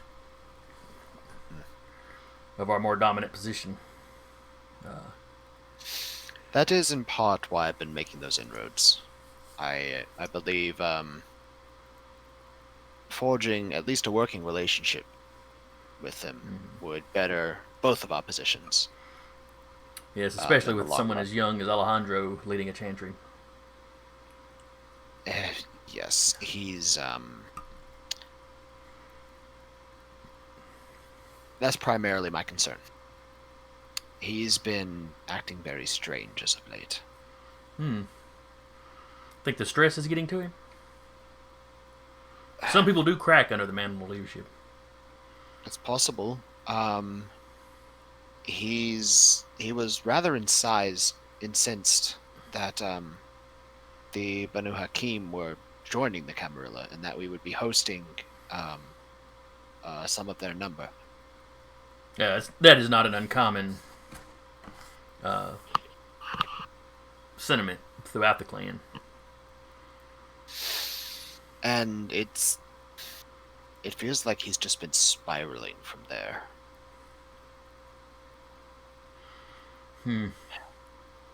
It's been just disappearing out of the city, just randomly. That is unusual. I wonder if he's making allies of a neighboring domain. It's possible. His childer have even noted that he's missed a few of their, actually at this point several of the usual meetings. Oh, that's right. The entire rest of the Chantry is his child, or his children, aren't they? They are, save for me. And they'll actually speak to you about his odd behavior. Well, I'd like to think I picked up being a friendly and charismatic face from you. Yes.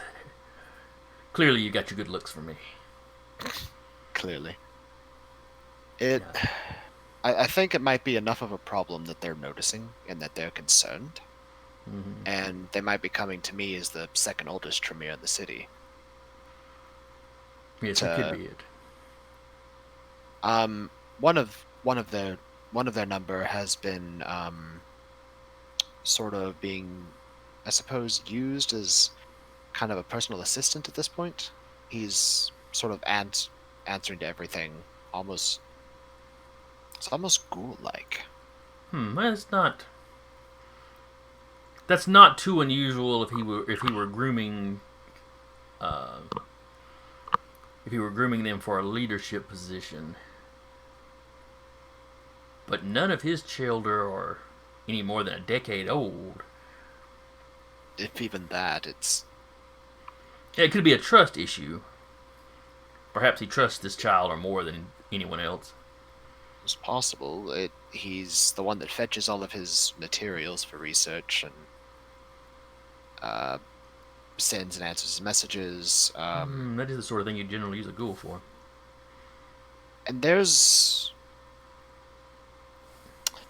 one time where I sort of caught them, I suppose a little red-handed, I suppose you could say. I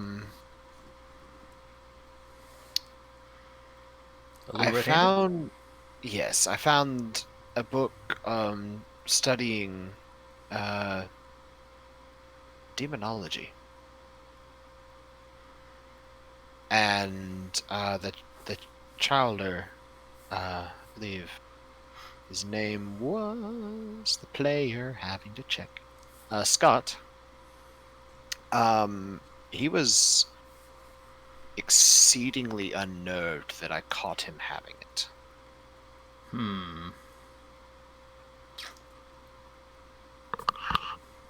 I wonder if he was delving into something he shouldn't,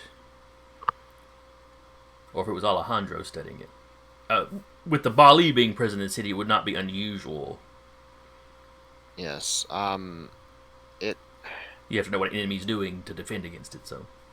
Yeah, he'd have to have if not gotten it from Alejandro, at least snuck in and taken it. Those things are stuff that he keeps restricted. It's not even anything I have access to. No, granted, perhaps he might think that I'm more concerned and busy with maintaining inroads with the Banu Hakim. It's possible. As that was the last task that he gave me. If he's growing paranoid, he could also be concerned that you might have a conflict of interest because of your coterie. How does he feel about the Thin Bloods? He's not outright hostile, but not favorable. In fact, he's not really has any real favorable opinion of anyone in my coterie. Your coterie is an eclectic collection. They are, but they do their work well. And with this eclectic collection of mine, we've garnered a decent amount of favor. Well, that's true. Which, You have a group that, if when we are called to war, would be useful to have. it certainly has been useful. And I've heard the news from the city. You know, the lupine incursion, and then the Bali, and yeah, that stray pup that got dropped off at your doorstep. Yes. Well- He's rather useful. Well, let me get settled in at the coterie, and I'll help you keep an eye out on things. How much help I'll be, I don't know. You know, I'll course. be the new presence, and if Alejandro is getting paranoid about his position, having someone of my age and experience show up might be distressing. He might certainly act out rashly. But if that causes him to slip up and reveal something, then that will work to our advantage. It will at that. And I'll see what I think of his teaching methods and his childer. Of course. They're good folks, if a little too bright-eyed sometimes.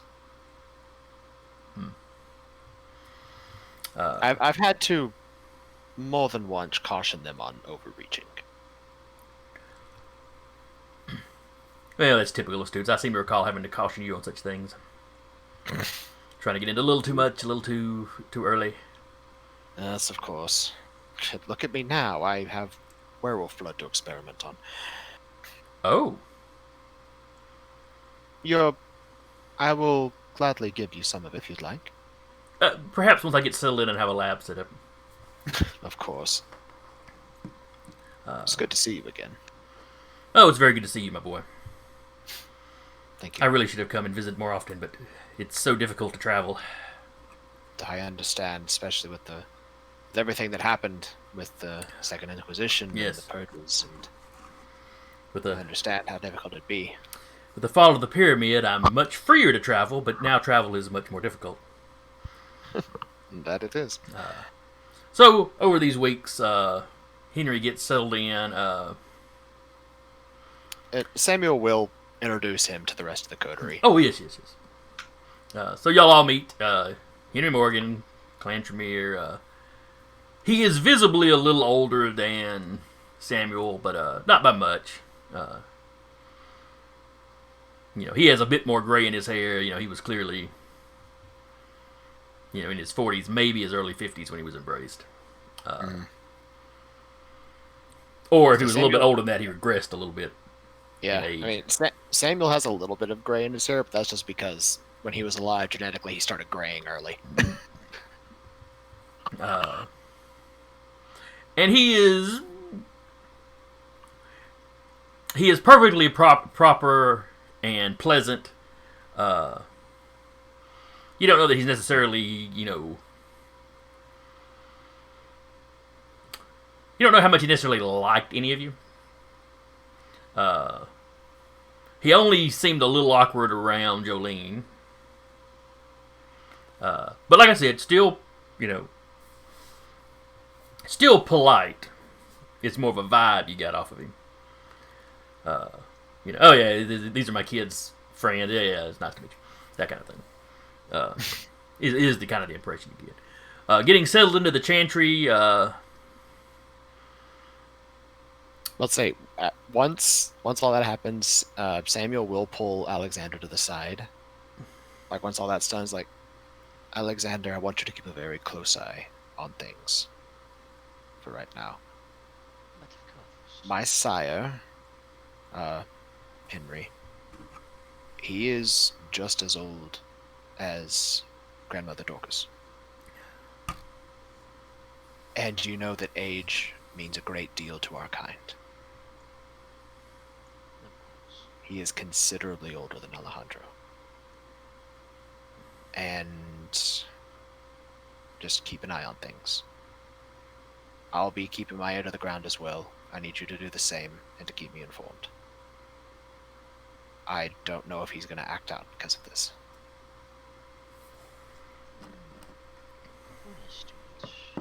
Anything particular I need to be on the lookout for? Just Well, odd behaviors. Odd behaviors, or getting more paranoid, aggressive, things like that.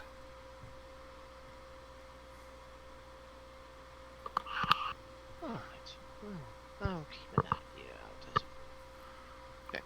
And Samuel also, as I said, will be keeping an eye out to see if Alejandro acts out to having a Tremere that is settling into the Chantry that is much older than him. He and Alejandro seem to be getting along all right as he settles into the. Of course, Alejandro knew it was coming, so it's not like it surprised him. Yeah. You notice Alejandro doing a few things here and there to kind of assert his authority. And your sire doesn't do anything to buck, doesn't do anything to buck or cause waves.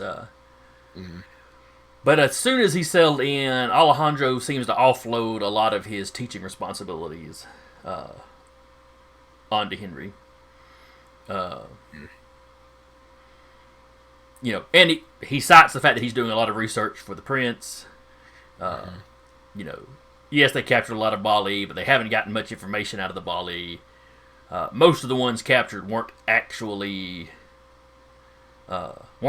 Bali. They were hangers on. They were, caitiffs or other clans that the Bali had been claiming that there's a rumor that the Bali have a ritual that can make other vampires from other clans true Bali. Alejandro's, doubtful of that. He figures it's just a way to lure in the stupid, to get that they can bolster their ranks with extra expendable muscle. Because the only guy you saw in that fight that was throwing fire around, that was using the obvious Bali abilities, pretty sure he met his final death. I think he got clawed up and set on fire. When you went down, he said that he might not have reached final death, but he was damn close. But I think that's how you put it. So No, I don't think we knew if he was in final death, or if he had taken final death anyway.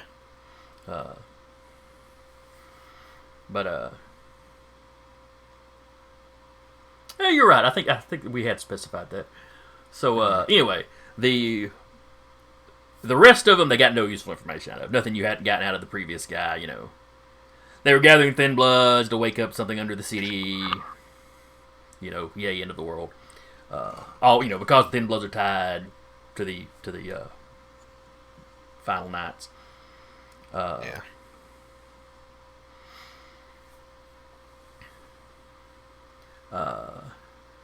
They did find out that for sure Eddie was the leak. Okay. They had caught him.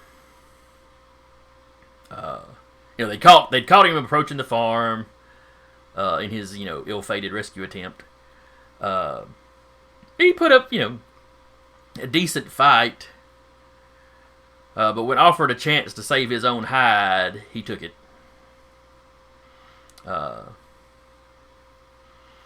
The deal they heard him cut was basically to help them capture the Thin Bloods.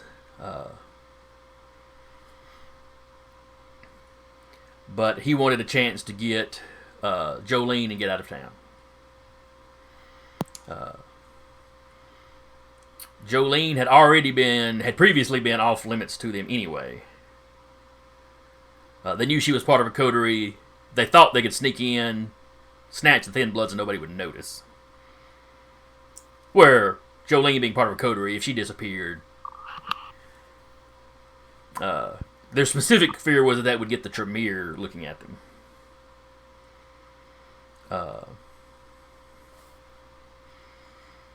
We looking now. And that fits in with other things y'all had picked up. In the one fight in the domain you had, one of them had made a comment about Jolene. About the redhead being off limits, and one of them said that didn't matter anymore. But the other shocking and appalling thing that comes out, though, is the Bali had staked old Herschel. If you recall, I know his name came up, I think, last time, the time before. The Prince had dropped it. Old Herschel was a gangrel that was known to live in that area. Mm. He hadn't officially declared praxis or anything, but it was unclaimed territory. He hung out there.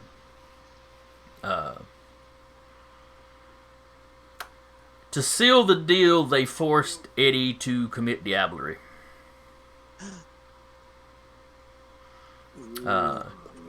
Because having done that, he wasn't going to run back to the Camarilla and try to double cross them. And they were curious as to what would happen. They were curious to see what would happen if a Thin Blood did that. What clan was old Herschel? He was Gangrel. Gangrel. The princess says something about old Herschel being there when we asked. Yeah, y'all had not. None of you had known of any particular kindred up there, but Prince has been around longer. Now Eddie's dead. Mm-hmm. That's how he was able to use the stuff. Yeah, that's how he said. It's like he just had full range abilities. Mm-hmm. And yeah, I mean that seems to be they were curious what would happen, and yeah, apparently he became full-fledged something. So now we know if a Thin Blood diablerizes a kindred, they're no longer Thin Blood. Which that has been a rumor before. There's even been rumors that the Camarilla may have bribed Thin Bloods before with the promise of allowing them to do that. Whether they actually did or not, or whether it's just rumor mill. Fun note in Bloodlines 2, I think that's how you choose your clan. Nice. Start off as a kid for that game, right? But where was I going? Oh yes. Sorry. So the Prince has declared a blood hunt on Eddie. Just kind of period. If he shows up in town, he is to be killed. Yep. Jolene will make sure to get that out to all the Thin Bloods. Yes, because if you do not help out in a blood hunt, it comes back on you. Mm-hmm. Now, they know that he's probably fled the town, so, this isn't something where they're demanding people be out in the streets searching for him or anything. But I want to. and he would have very specifically had someone speak to Jolene about this. Because if Eddie was to come back into town, it's likely he would try to contact some of the Thin Bloods. Oh yeah. Though, with if he found out that the entire plan was out, You'd have to find out first. Yes, but so it's very clear. Let your people know if they hide him. His fate is theirs as well. He's not worried about you. The man staked you. He figures you'll go after him. Yeah, people still might hold sympathies for him. The one Bali that you did actually capture, they got him back up. He hadn't revealed much information, and when Alejandro was going in to help with the questioning, as soon as Alejandro got close to him, it's like he self-immolated, presumably in an attempt to kill a Primogen. So they didn't get anything useful out of him. Okay.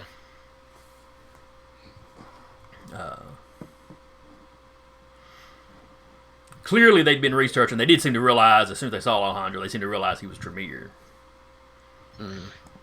But, if you're going to be running around in the city for any length of time, you find out about the people in charge, so that's not shocking. Which is interesting why they didn't freak out when Samuel showed up. Well, this guy being one of the actual Bali might have been more in the know than the grunt troops they had. Yeah. You know, caitiffs and random Bruja and stuff.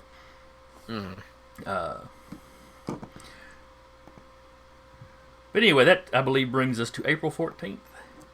Yeah.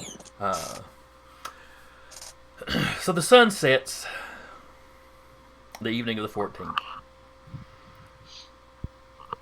Samuel, you were dreaming. Now, dreaming is not something Kindred generally do. No, they don't. I mean, sometimes they do with Auspix, but... Oh, yeah, don't, you know. You don't say. In this dream, What is it? you were sleeping. It's deep, it's dark, it's cool.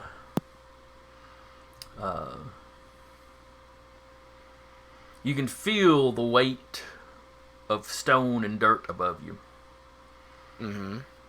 As you lay in your... You think of it as a sarcophagus. Don't go picturing something necessarily Egyptian. You're not feeling that. But you're sleeping there, and you're not physically tossing and turning, but mentally. Mentally, it's like you're tossing and turning. You feel this calling. It's calling you to the east. It's calling you back home.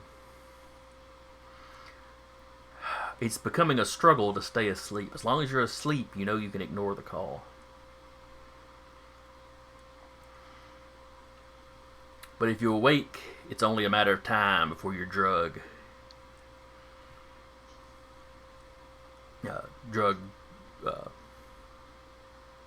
towards the calling.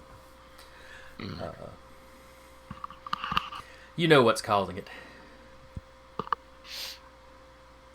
And if Cain's whelps are awake and stirring, how much longer can it be before he is there as well? Perhaps if you could just stay asleep, perhaps it will all pass you over.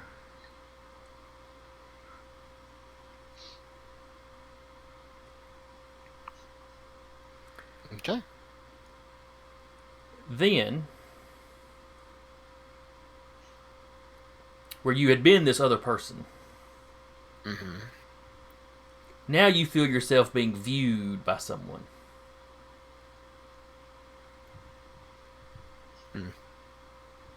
You hear the voice that you were speaking with, you know, the internal voice you were hearing. It now addresses you. Okay. Little wizard, you should not have come here. My thoughts are not yours to know. Well, I wasn't intending to be anywhere. Leave me. And that's when you wake up. Whether this happened to you while you were actually asleep, or whether your auspice triggered the second you awoke, you're not sure. But for the first time since you're embraced, you literally sit up out of bed. I don't know exactly what Samuel sleeps in, but It's a very nice bed. But yeah. But it's down in kind of the bomb shelter area of the... Yeah, okay. Yeah. But for the first time since you're embraced, you actually kind of, you know, it's the classic kind of movie. Somebody has a nightmare, they gasp and sit up very quickly. Yeah. You've broken out into a cold sweat. There's small rivulets of blood just all over you. Not a lot, not a vast amount. Nothing that would affect you. But you woke up in a sweat.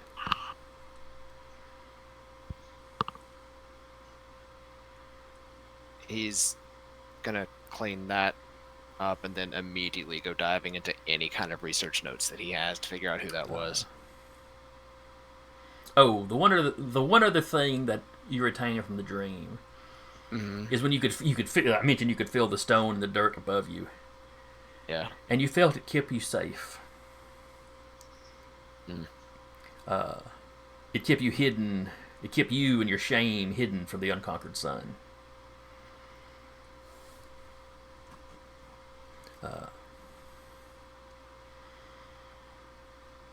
But anyway, you go and research. Well, the research can be something you do going forward. But everyone, go ahead and give me a roll. I think we already did. We did. Oh, did you do that? Oh, okay. Yeah.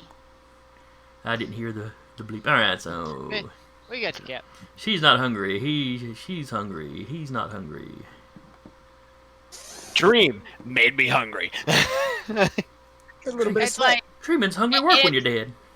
and it's funny Yeah. how the rolls went is like not hungry, hungry, not hungry, hungry, not hungry. Mhm. It's almost like it could have been planned. Roll 20 makes me suspicious sometimes. No, roll 20 makes it. What was it? suspicious. Was it Unconquered Sun as SON or SUN? You heard it kind of verbally, so you're not sure. Fair. Okay. It's a riddle. / sun. Okay. I'm trying to write down all of this. It's just like its own little codex of unknown person. Here's the call. It's a Methuselah.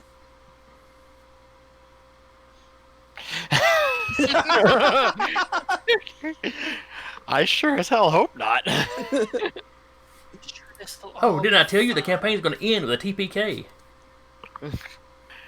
Yeah. Honestly, not surprising. If we considering thought of I'm through. Methuselah, yeah. Like, well, guys, it was nice knowing you. Let's see if King's rats are Whelps. His whelps. His whelps. Welts, little snails. Mollusks. See, it's how long will it be until he does too?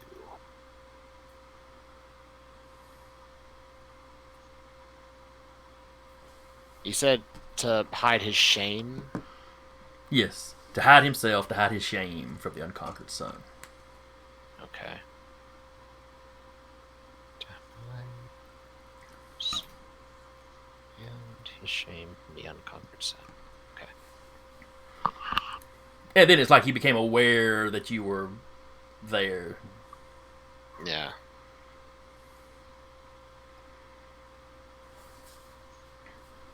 Alright, so it is, I said April 14th, I believe. Yes.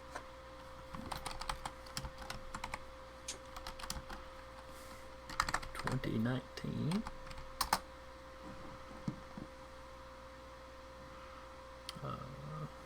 Which is a Sunday. Yes, that is what I was checking. It's a Sunday.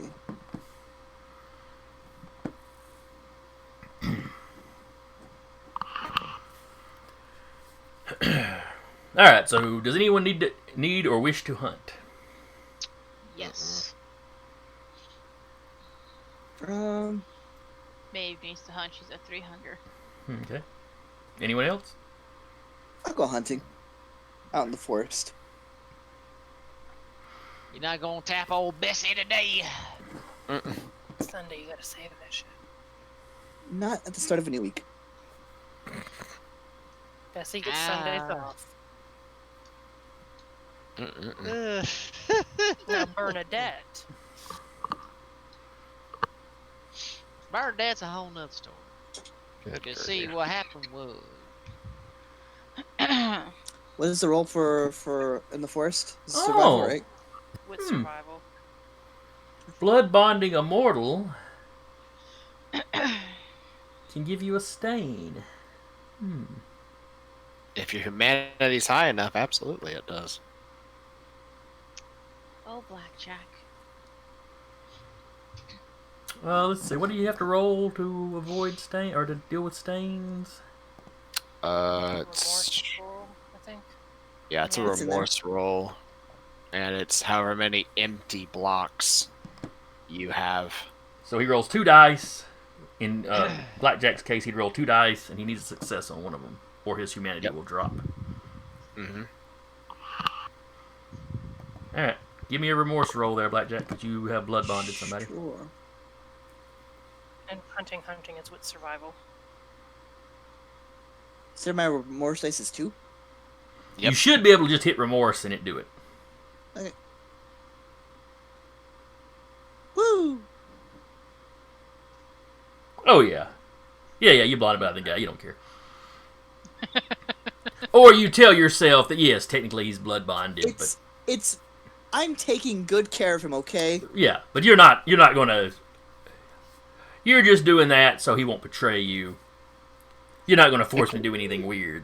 It keeps him from falling into bad habits and going back to prison again. Exactly. He's helping I'm up all the keeping masquerade. him straight out of the streets. You know, that way there's no masquerade violation, which helps keep things safe. He'll be healthier because of this.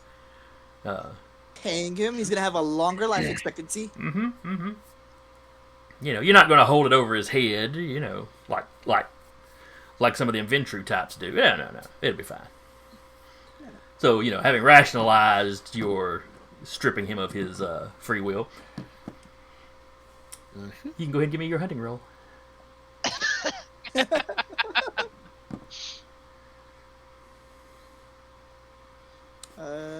With survival.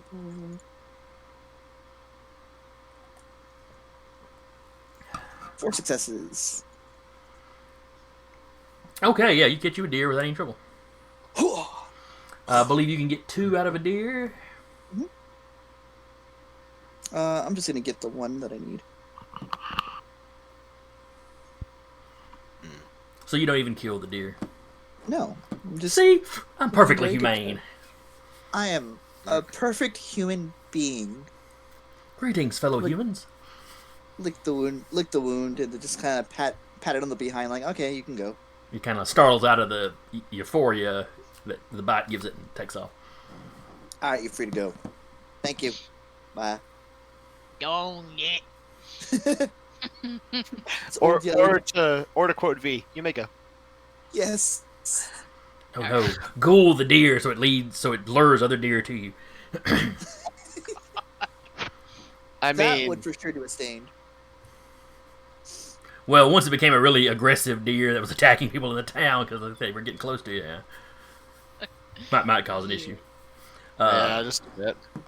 All right, and then Maeve, you said you were going to be hunting. Yeah. All right, how are you going about your hunt? Not very good, apparently. No, that's not going to cut it. So, how are you trying to hunt? Were you going after your typical? Typical druggy, yeah. But probably can't find anything. Yeah, you managed to find. Samuel did last time. You managed to find. You do manage to find a dealer. Let's see, 1 success. Yeah. You managed to walk up on the guy. This one doesn't seem to have any security around. But when you pounce on him, he manages to cry out.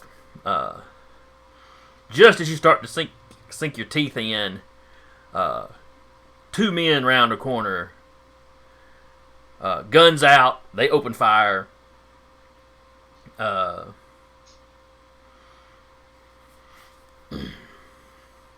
Do you stay and try to fight them, or are you going to just split? Split, because there's no need for a true full-blown masquerade breach with this. Crazy bitch bit him. Not yet! I was going for it! But I didn't get to, because they started shooting. What do I roll? Athletics, dexterity? Yes. Okay, it's 2 Sound like at successes least on the 6 first guy. And 3 successes on the next one. 3 of them. Alright, so the first one misses you. Oh, and it's so aggravating because your teeth were just on the skin. And in fact, you leave some scratches as you jerk your head back, but nothing that would be that you think would be super identifiable as anything. Yeah. Uh, Like, bitch scratched me. You know, they'd be sitting there going, "Crazy heifer tried to bite me." Fucking crackheads. You take two superficial would be half. So you take one superficial from the second one. You tied him roll-wise, so there was no extra damage, but just the two from the pistol. Yeah. Because they're using like little 9mm or something. Not anything heavy. Pew, pew, pew. And I'm then, still yeah, you here, by managed. the way, I'm just sitting down elsewhere out of camera view.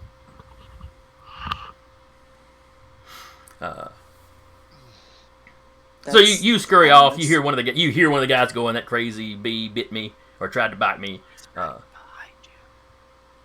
One of them, you hear one of the guys. "I know I got her." Yeah, she must have been on something already.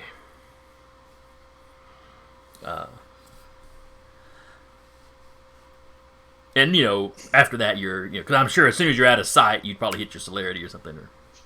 Yeah. I'm gone. Well, I'll get that back because celerity would cost you. No, I think No. we're- Just the baseline little extra speed probably doesn't cost you anything. Yeah. So yeah, as soon as you're around the corner, as soon as you get out of sight of them, you kick it into overdrive. But yeah, that's not a good start to the night. And that's more security than you've seen these guys have before. It's not something she's been doing because she's just been going after druggies. Not even the dealers recently. You've hit the dealers a time or two recently, within the campaign.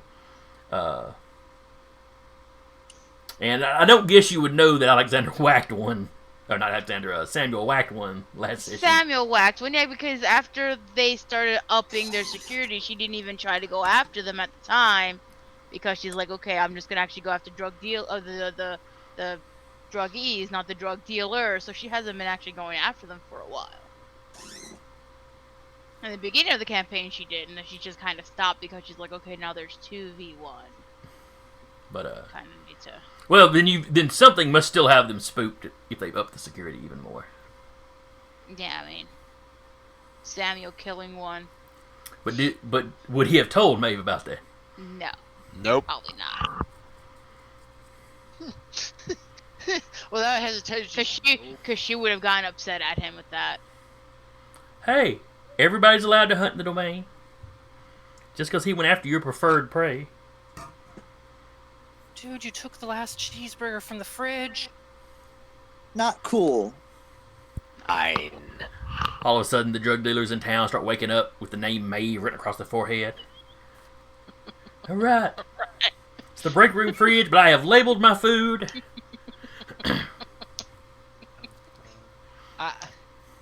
Why can I see that? Why can I see like she ran around with a stamp and just mine? Just tramp stamped all of them with her name.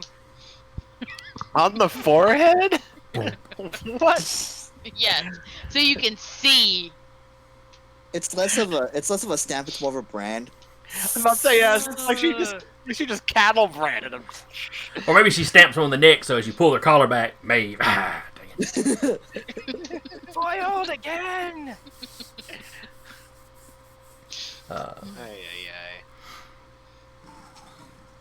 But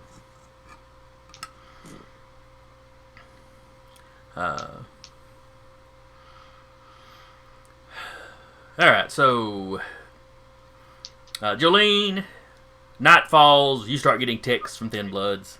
Now- Like clockwork. These are. I'm hearing an echo. It's like I'd start talking and I'd hear an echo for a second there, but anyway, it's clear. Anyway, and it isn't like the whining texts. It's sun's down. Everybody that's not a day drinker is basically I'm up, I'm fine, everything's fine at the. It's the nightly, well, one of the nightly Roll call. check-ins. Yeah. You literally have a group chat amongst the Thin Bloods that it was Bree's idea, but so every couple of hours Imagine everybody they all checks have their own in. Discord server or something. Oh God.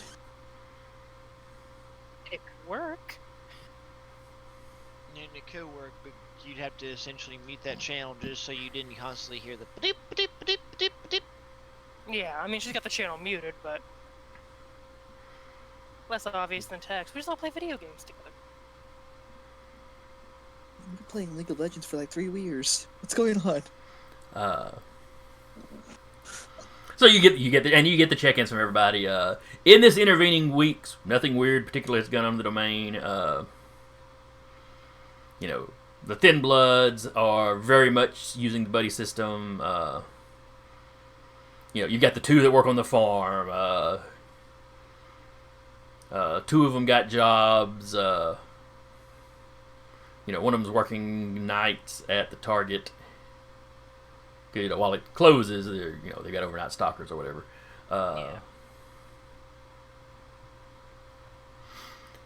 One of them's working at one of the other businesses. How exactly they're handling the can only be there at night part, you're not sure, but Yeah, some folks are like specifically looking for night people, so yeah, you know.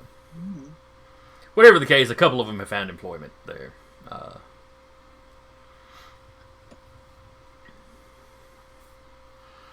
And then several of them are just kind of sitting around the apartments all the time because they're, you know. Twiddling their thumbs. Because even working nights, a job where you specifically can get there after dark and be out before dark or before sunup is, you know, yeah. can be difficult.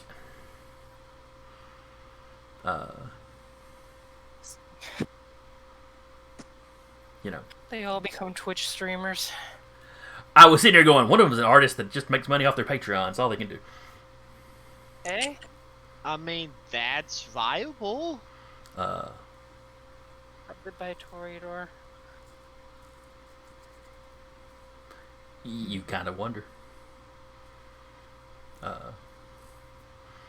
You can imagine a young Toreador being attracted to, you know, a digital artist. Where a more traditional Toreador may or may not, you know, really look at that as art. But what about the people that actually can do the good old-fashioned canvas and ancient, old era style of painting? truthfully, God bless their damn souls. yeah, and most digital artists have the skill for that, you know. It's just a pain in the ass. Well, it's like Codes are that pricey. plays with me and Decca on Wednesdays. He was talking about, you know, doing some actual, you know, pen and paper art, you know, and how much he misses Control Z. Yeah, I remember that conversation. Just like, Yeah, wait a yeah. minute. He's got the skills to do it, but man, it's so much easier on the computer where you can just undo a mistake as opposed It's to, like, you know, oh, I messed ink. up that line. Control Z. Do it again. I messed up that line. Control Z. You mess up like It's on like this. digital, it doesn't cost as much as like I just spent $40 on this tube of paint. On top of that, you got to go buy more canvas. and Well, other things, you can and scrape. it's You just can generally, especially if it's relatively fresh, you can generally scrape paint off and kind of fix it. But Yeah. it's the time. But still. Paint it all one color. There, strange aside. That's a subtitle. Valley by Night, Strange Aside. Yeah, if we ever come back, it'll just be you know, Vampire the Masquerade, Strange Aside, by night.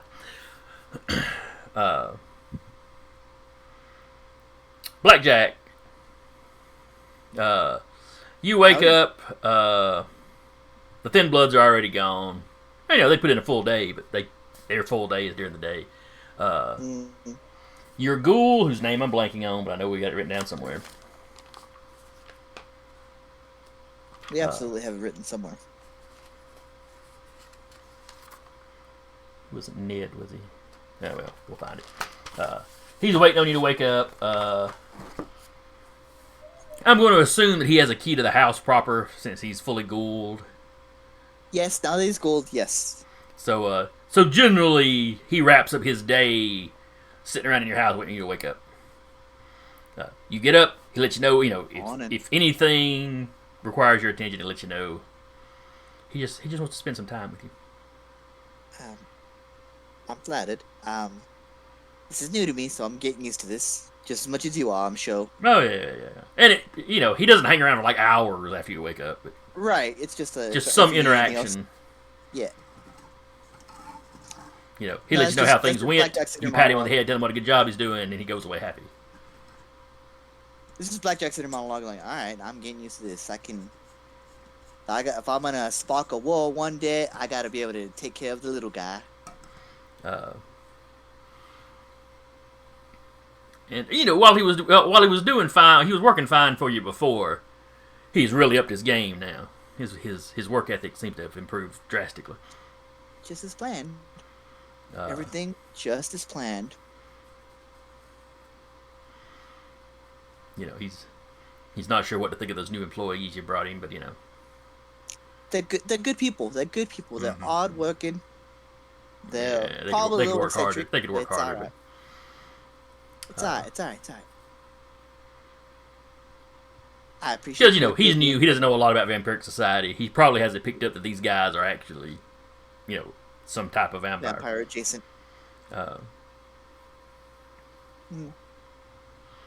But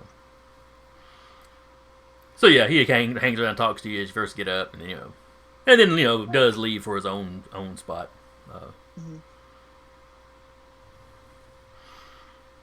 Before he goes, I'll go. Well, you hanging out nowadays? You still hanging out at that bar?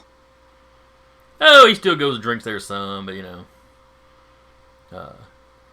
got to take his girl out tonight though. She's complaining that he's not spending enough time with her. Go. I'll reach in. I'll give him I'll give him an extra $40. Like, go to Olive Garden or something. It's fine. Get you some breadsticks.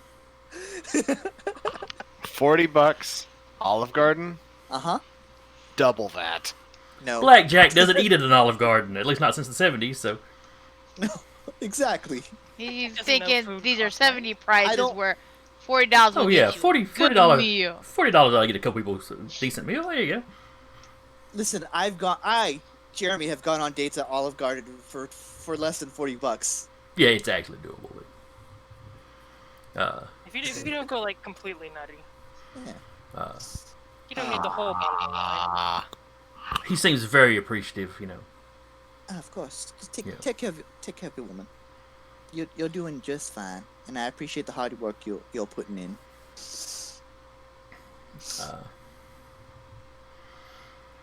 So anyway, he splits.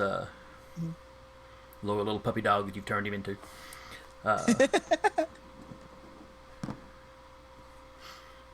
If you've never seen the cover of Ghoul's Fatal Addiction, look it up. I'm just imagining one of Decca's earlier comments, he just splits. We'll split him in two, feed each half blood so they regenerate. Then I've got two of it. Cellular division gone Literally how horrible. this works. So how'd that work? Yeah, they both died. What's it?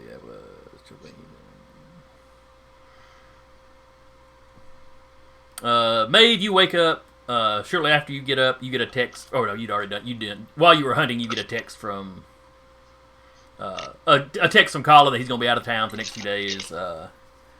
Running down another lead. She's gonna text back, you stay safe.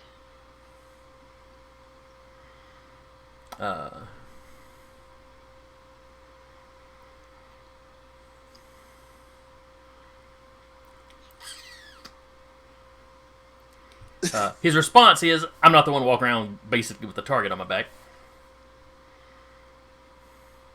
Damn, got him. Everyone's like, this coterie is a horrible idea. It seemed fine before, a little kooky, but okay. Like literally to Maeve's face. Your coterie is choice is a horrible idea. Leave.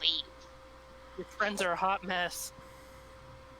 Young lady, I don't approve of your friends that you're hanging out with. They're a bad influence on you. Basically. First she was hanging around with Tremere, now she's got devil worshippers all over the place. Little did they know, Samuel secretly put this together to have a hit squad. We'll call them, I don't know. Suicide Squad? Wait. No. The Homicide No. Squad. Yeah. Close enough. Alexander, Homicide homies. Yes, sir. you awaken. Quick check of the coterie security cameras and stuff. Everything seems to be, in order.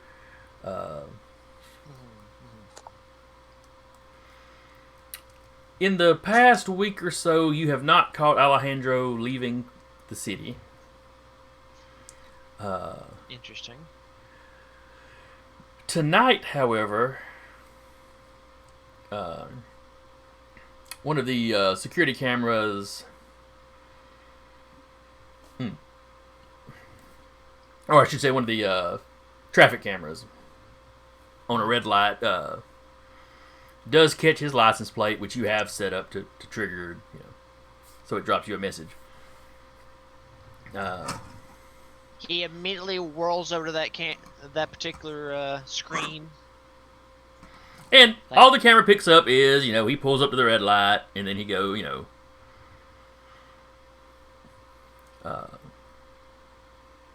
but he is headed out of town. Like I said, it's the first time he's done this, kind of since everything's happened. Yeah.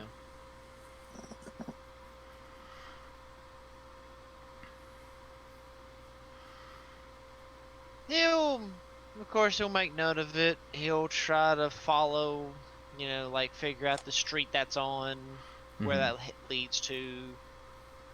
Just try and get small details.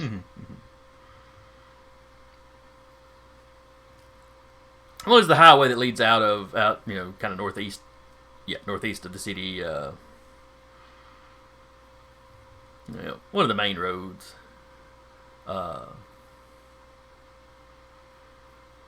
All kinds of places he could be headed. If you were going to like Chattanooga up in Tennessee, you'd go this way. Or like I said, there's plenty of small communities he could be running to. Or he could just be meeting somebody right outside of the city, just to make sure nobody was around. It's early, it happened early in the evening, so it's like as soon as he got up, he headed out. Let's see. Samuel hasn't been to the coterie yet, or to the chantry yet, because he's researching, Unconquered Sun or Unconquered Sun.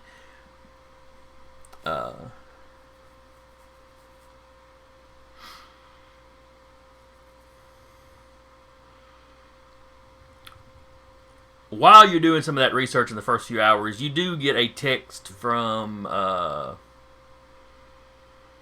Henry.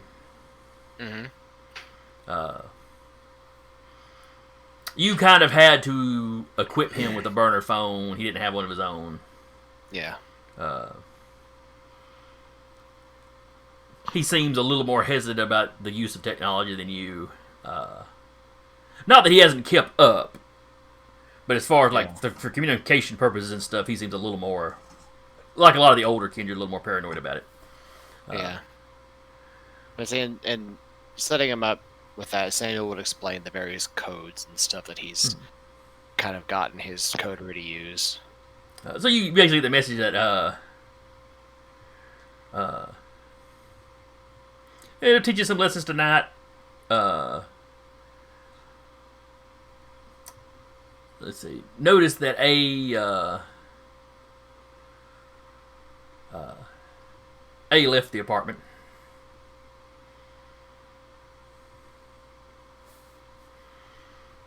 He'll respond back with I was about to be heading that way anyway. I had some questions about a pressing matter. Late assignment. Oh, I see. We'll discuss it when you get here, and I'll see if I can help you. And then I'll head that way.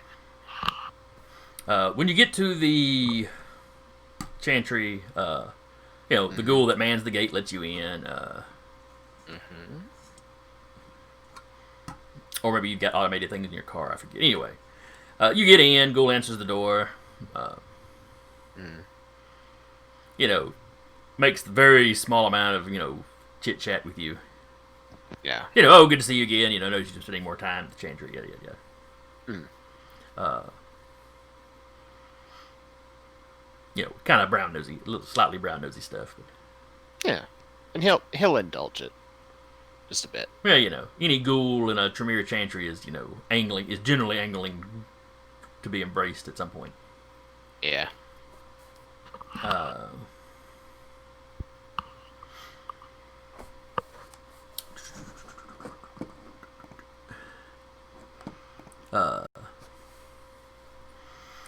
As you're walking in, you hang up your coat or whatever. When you see Jackie, she kind of waves. She greets you and waves.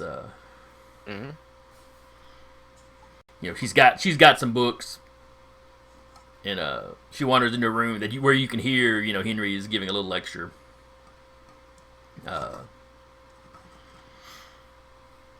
Like I said, most of the teaching responsibilities have been pushed off on him. Yeah. It's like, oh, you're visiting? Great. Here's you some work. Which is kind of a Tremere thing, though. Yeah. You got to be pulling your weight.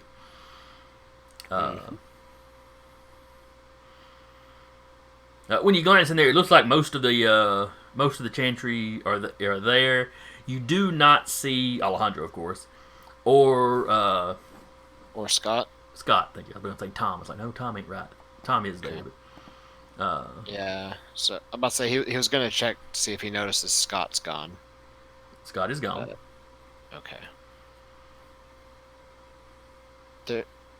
Also in his head, this might be interesting because he's very obviously favoring one of his childer over the others.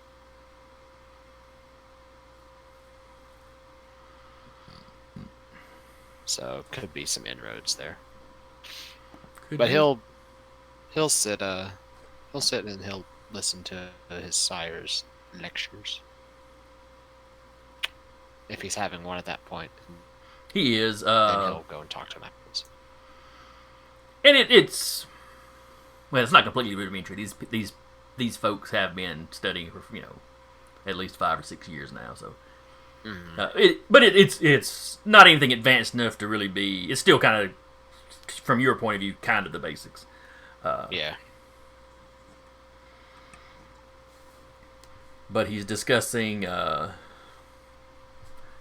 Actually discussing other clans that use some form of blood sorcery. He references the Banu Hakim and how similar theirs is supposed to be to Tremere thaumaturgy. He talks about the Zamisi and how different theirs is. The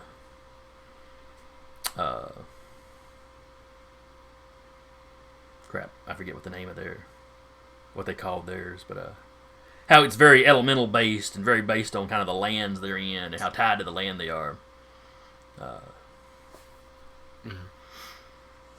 And he brings up the Bali and how no one is certain if what they do is a sort of blood sorcery or more of a standard discipline. So much of their history and origins are murky that nobody really knows. They use flame, but it doesn't seem to be exactly the same way that some Tremere can use flame. And a few of the class kind of cut their eyes over at you when he mentions that, because word has gotten around that that Samuel has developed a new trick. Yeah, he did display it a little bit openly in battle with the Bali that time. Yeah. And that fight involved, Brujas and Assamites and the cities of Wonder Avenue. Plenty of different clans saw it go down. So, and the prince. yes, the prince doesn't strike you as much of a gossip though. Yeah, he probably listens to more gossip than he spreads. Travis, on the other hand, is probably pretty equal amounts. Did he ever get his gun back? He did not, unless you specifically went out of your way to go track him down and ask him about it. No, yeah, he would at some point during that downtime. He would. Travis has promised he'll get it back to you as soon as he can. He was like, "Oh yeah, I left it in my haven. Travis, you Oh. bring me my gun back. I will customize one specifically for you. All right, next big Elysium at the very least. Oh no, wait, Travis knows. Everybody kind of knows where your haven. Well, the Primogen know you're up there in the ledges. I don't know that Travis. No, Travis, you took Travis to your house, didn't you? When y'all were arming up. May not let him in, but I think he was at the motorcycle because y'all rode down there, so he knows where you're at. All right. Yeah. Yeah, he'd get you. With the You promise know, of getting his own, yeah, he'd bring it to you. He knows where the house is. He has no idea where his secure area is. Oh yeah, no. Well, that's like everybody knows where the prince's house is, but they don't know that's his actual haven, or if that's Yeah. kind of a business Like residence. Like I think like it's pretty much like they know that that's Samuel's house. Mhm. I think very few, if any, people know that's his actual haven. The entire coterie when we had slumber parties. Yes, the coterie. Yeah. Yes. The coterie knows. No one else outside of the coterie knows that's his actual haven. Mhm. They know that's just his house that he owns. Like I said, the people are up in the air about whether or not the Deschlers actually stay in that house, Mm-hmm. or if that's just where they head as soon as they wake up, as a place that everybody that has business with them can find them. Yeah.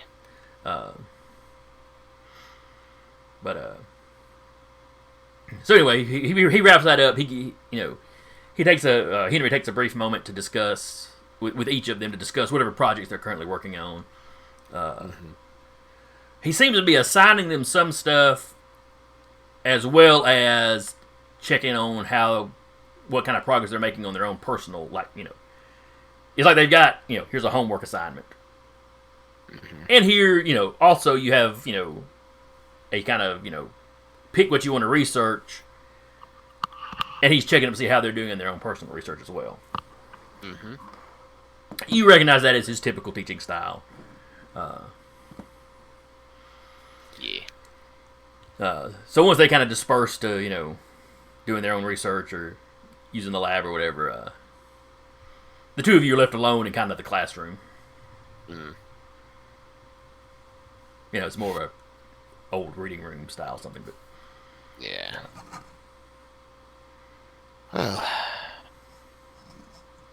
Well. So he left, did he? yes, I mean, he hasn't been doing much teaching since I got here, but generally he'll be here researching on his own. I noticed. When I sent you the message, I did not realize that Scott was gone as well. Yes, I noticed that when I came in. There could be some inroads with his other children. If he's showing a lot of favoritism towards one, it's certainly possible. Well, he's certainly been doing that as of late. I'd be careful about being too obvious about it. Of course. But,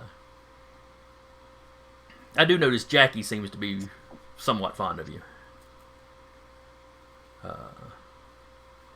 Or perhaps she's just more personable in general than the men.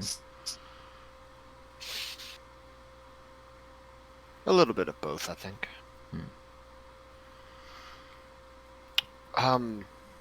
I had a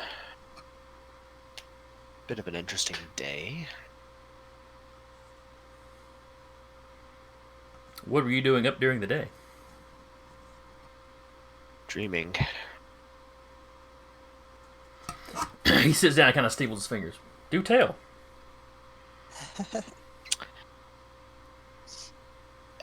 I believe, I'm not sure if it was a dream or one of my disciplines activated when I woke, subconsciously, but I connected to the mind of something or someone that was sleeping and trying to keep themselves asleep to avoid the call.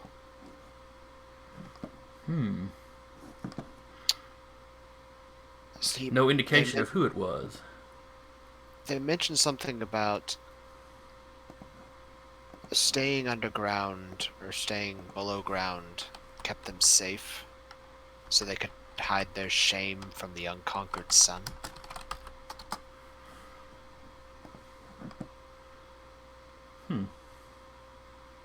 I've been trying to find some research. I was hoping maybe you might know more. Well, the Unconquered Sun was a title that they used for Sol Invictus.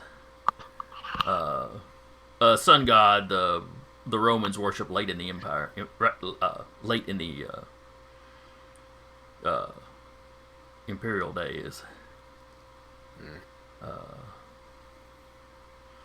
Now, it could also be just a flowery reference to the sun in general. I was thinking that, but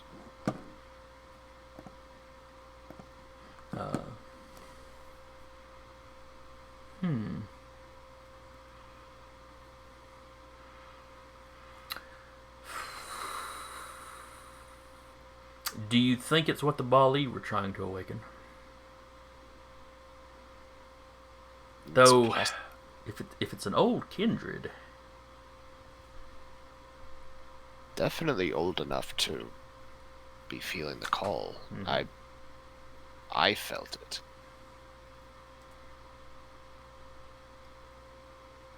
And certainly he kind of looks at you. experienced- So you've felt what the calling feels like. Yes. Have you felt it since you've been awake? No, Okay. not since. Just, I think it was more of an echo. As long as it's not something affecting you now, that was my concern. Yes. It's becoming an itch at the edge of my consciousness.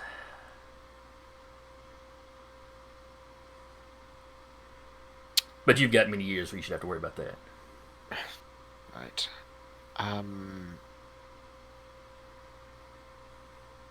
Me, the player, completely forgot what I was about to say. Oh, they also seemed to notice.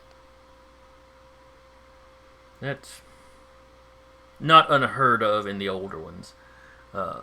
Also, if they could use Auspex themselves, that might offer them some sort of protection or awareness. I certainly felt something looking at me afterwards, and I was told that I should not have been there. And he specifically called me Little Wizard. So he's conscious enough to recognize what you are. I wonder if the Bali have been partially successful. Or if the calling, it can simply rouse one out of torpor. Maybe. You seem to have invited me into a very interesting situation. Well, to be fair, when I sent out that invitation, none of this was happening at the time. Fair.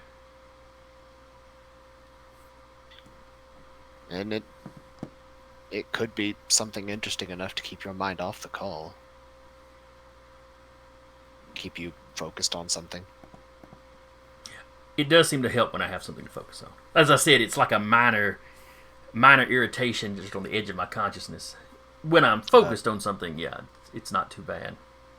A tribe to go to the east. Yes.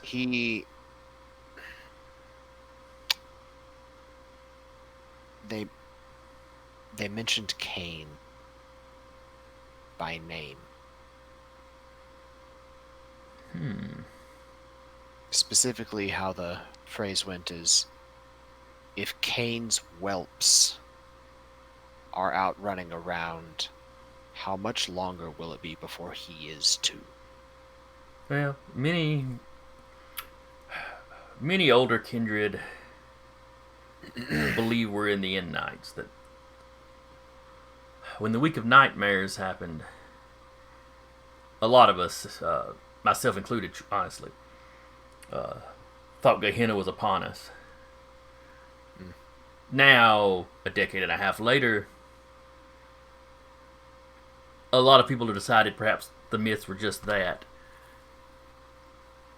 But some of us also wonder if Gehenna is simply not unfolding at a slower pace than we expected. People didn't really expect the antediluvians to exist either, and then humanity nuked one. Yes. Well, I'm not sure if it was just the kind, or if it was. No. Well, we don't know Still. exactly what happened over there, but yes. I was quite surprised to find there was a Ravnos here in town. Yes, it's a. There's only a few, perhaps 100 left in the world after. They're a bit of a. He's odd. Amusing, but odd. If he's amusing, it is likely. Trickery. Yes, it's likely a facade he's putting on. Yes. Do not become too comfortable with him. Of course, Not. the fact that he's a scourge, anyway, would mean it would imply he should be somebody to be careful around. Yes, it's an odd working relationship we have. We respect each other's strengths, and he is now well aware that I could final death him if I wanted to, if it came down to it. I made sure he was aware of that by making sure he was standing right beside me. Yes. It is best to be loved, but in the absence of love, fear will do. Indeed. And truthfully, it's always been more the Tremere way to be feared. Fear is more reliable. I use it when I have to.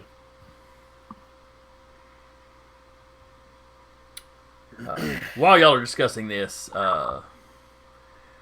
Alexander and Samuel, you both get texts.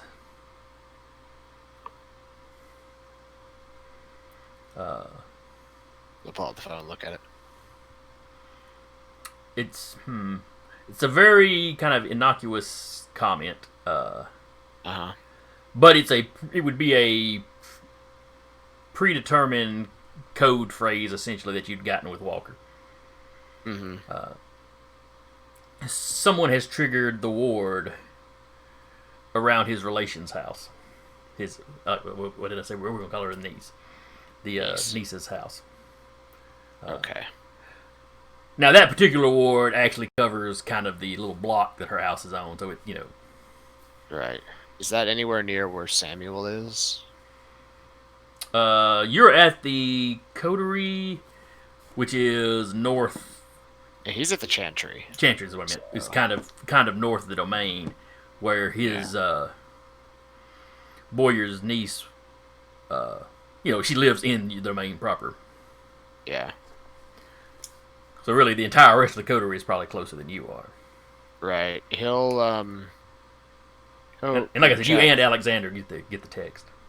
Yeah, Samuel will put out a group chat and say, there's a party crasher near here. Would you all like to go check that out for me? Sure, why not?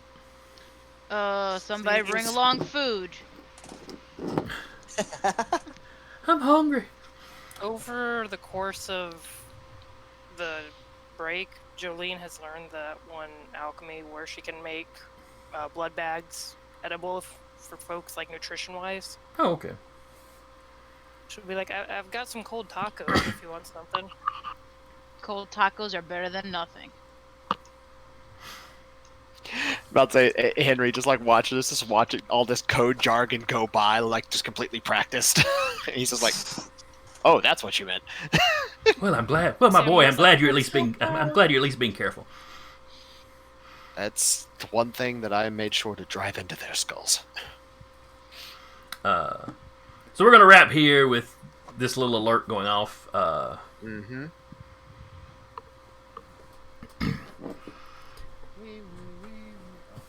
And something has wandered into the area of her house. Mm-hmm. The actual protective ward that's just around her property is liable to keep anything out, but part of your deal with Yeah. Walker is to keep an eye on her. So, Absolutely, yeah. Question: would we know if the ward activates only for certain supernatural folks, or just supernatural in general? the way Walker phrased it to y'all, it should detect every kind of supernatural that he knows of. Okay.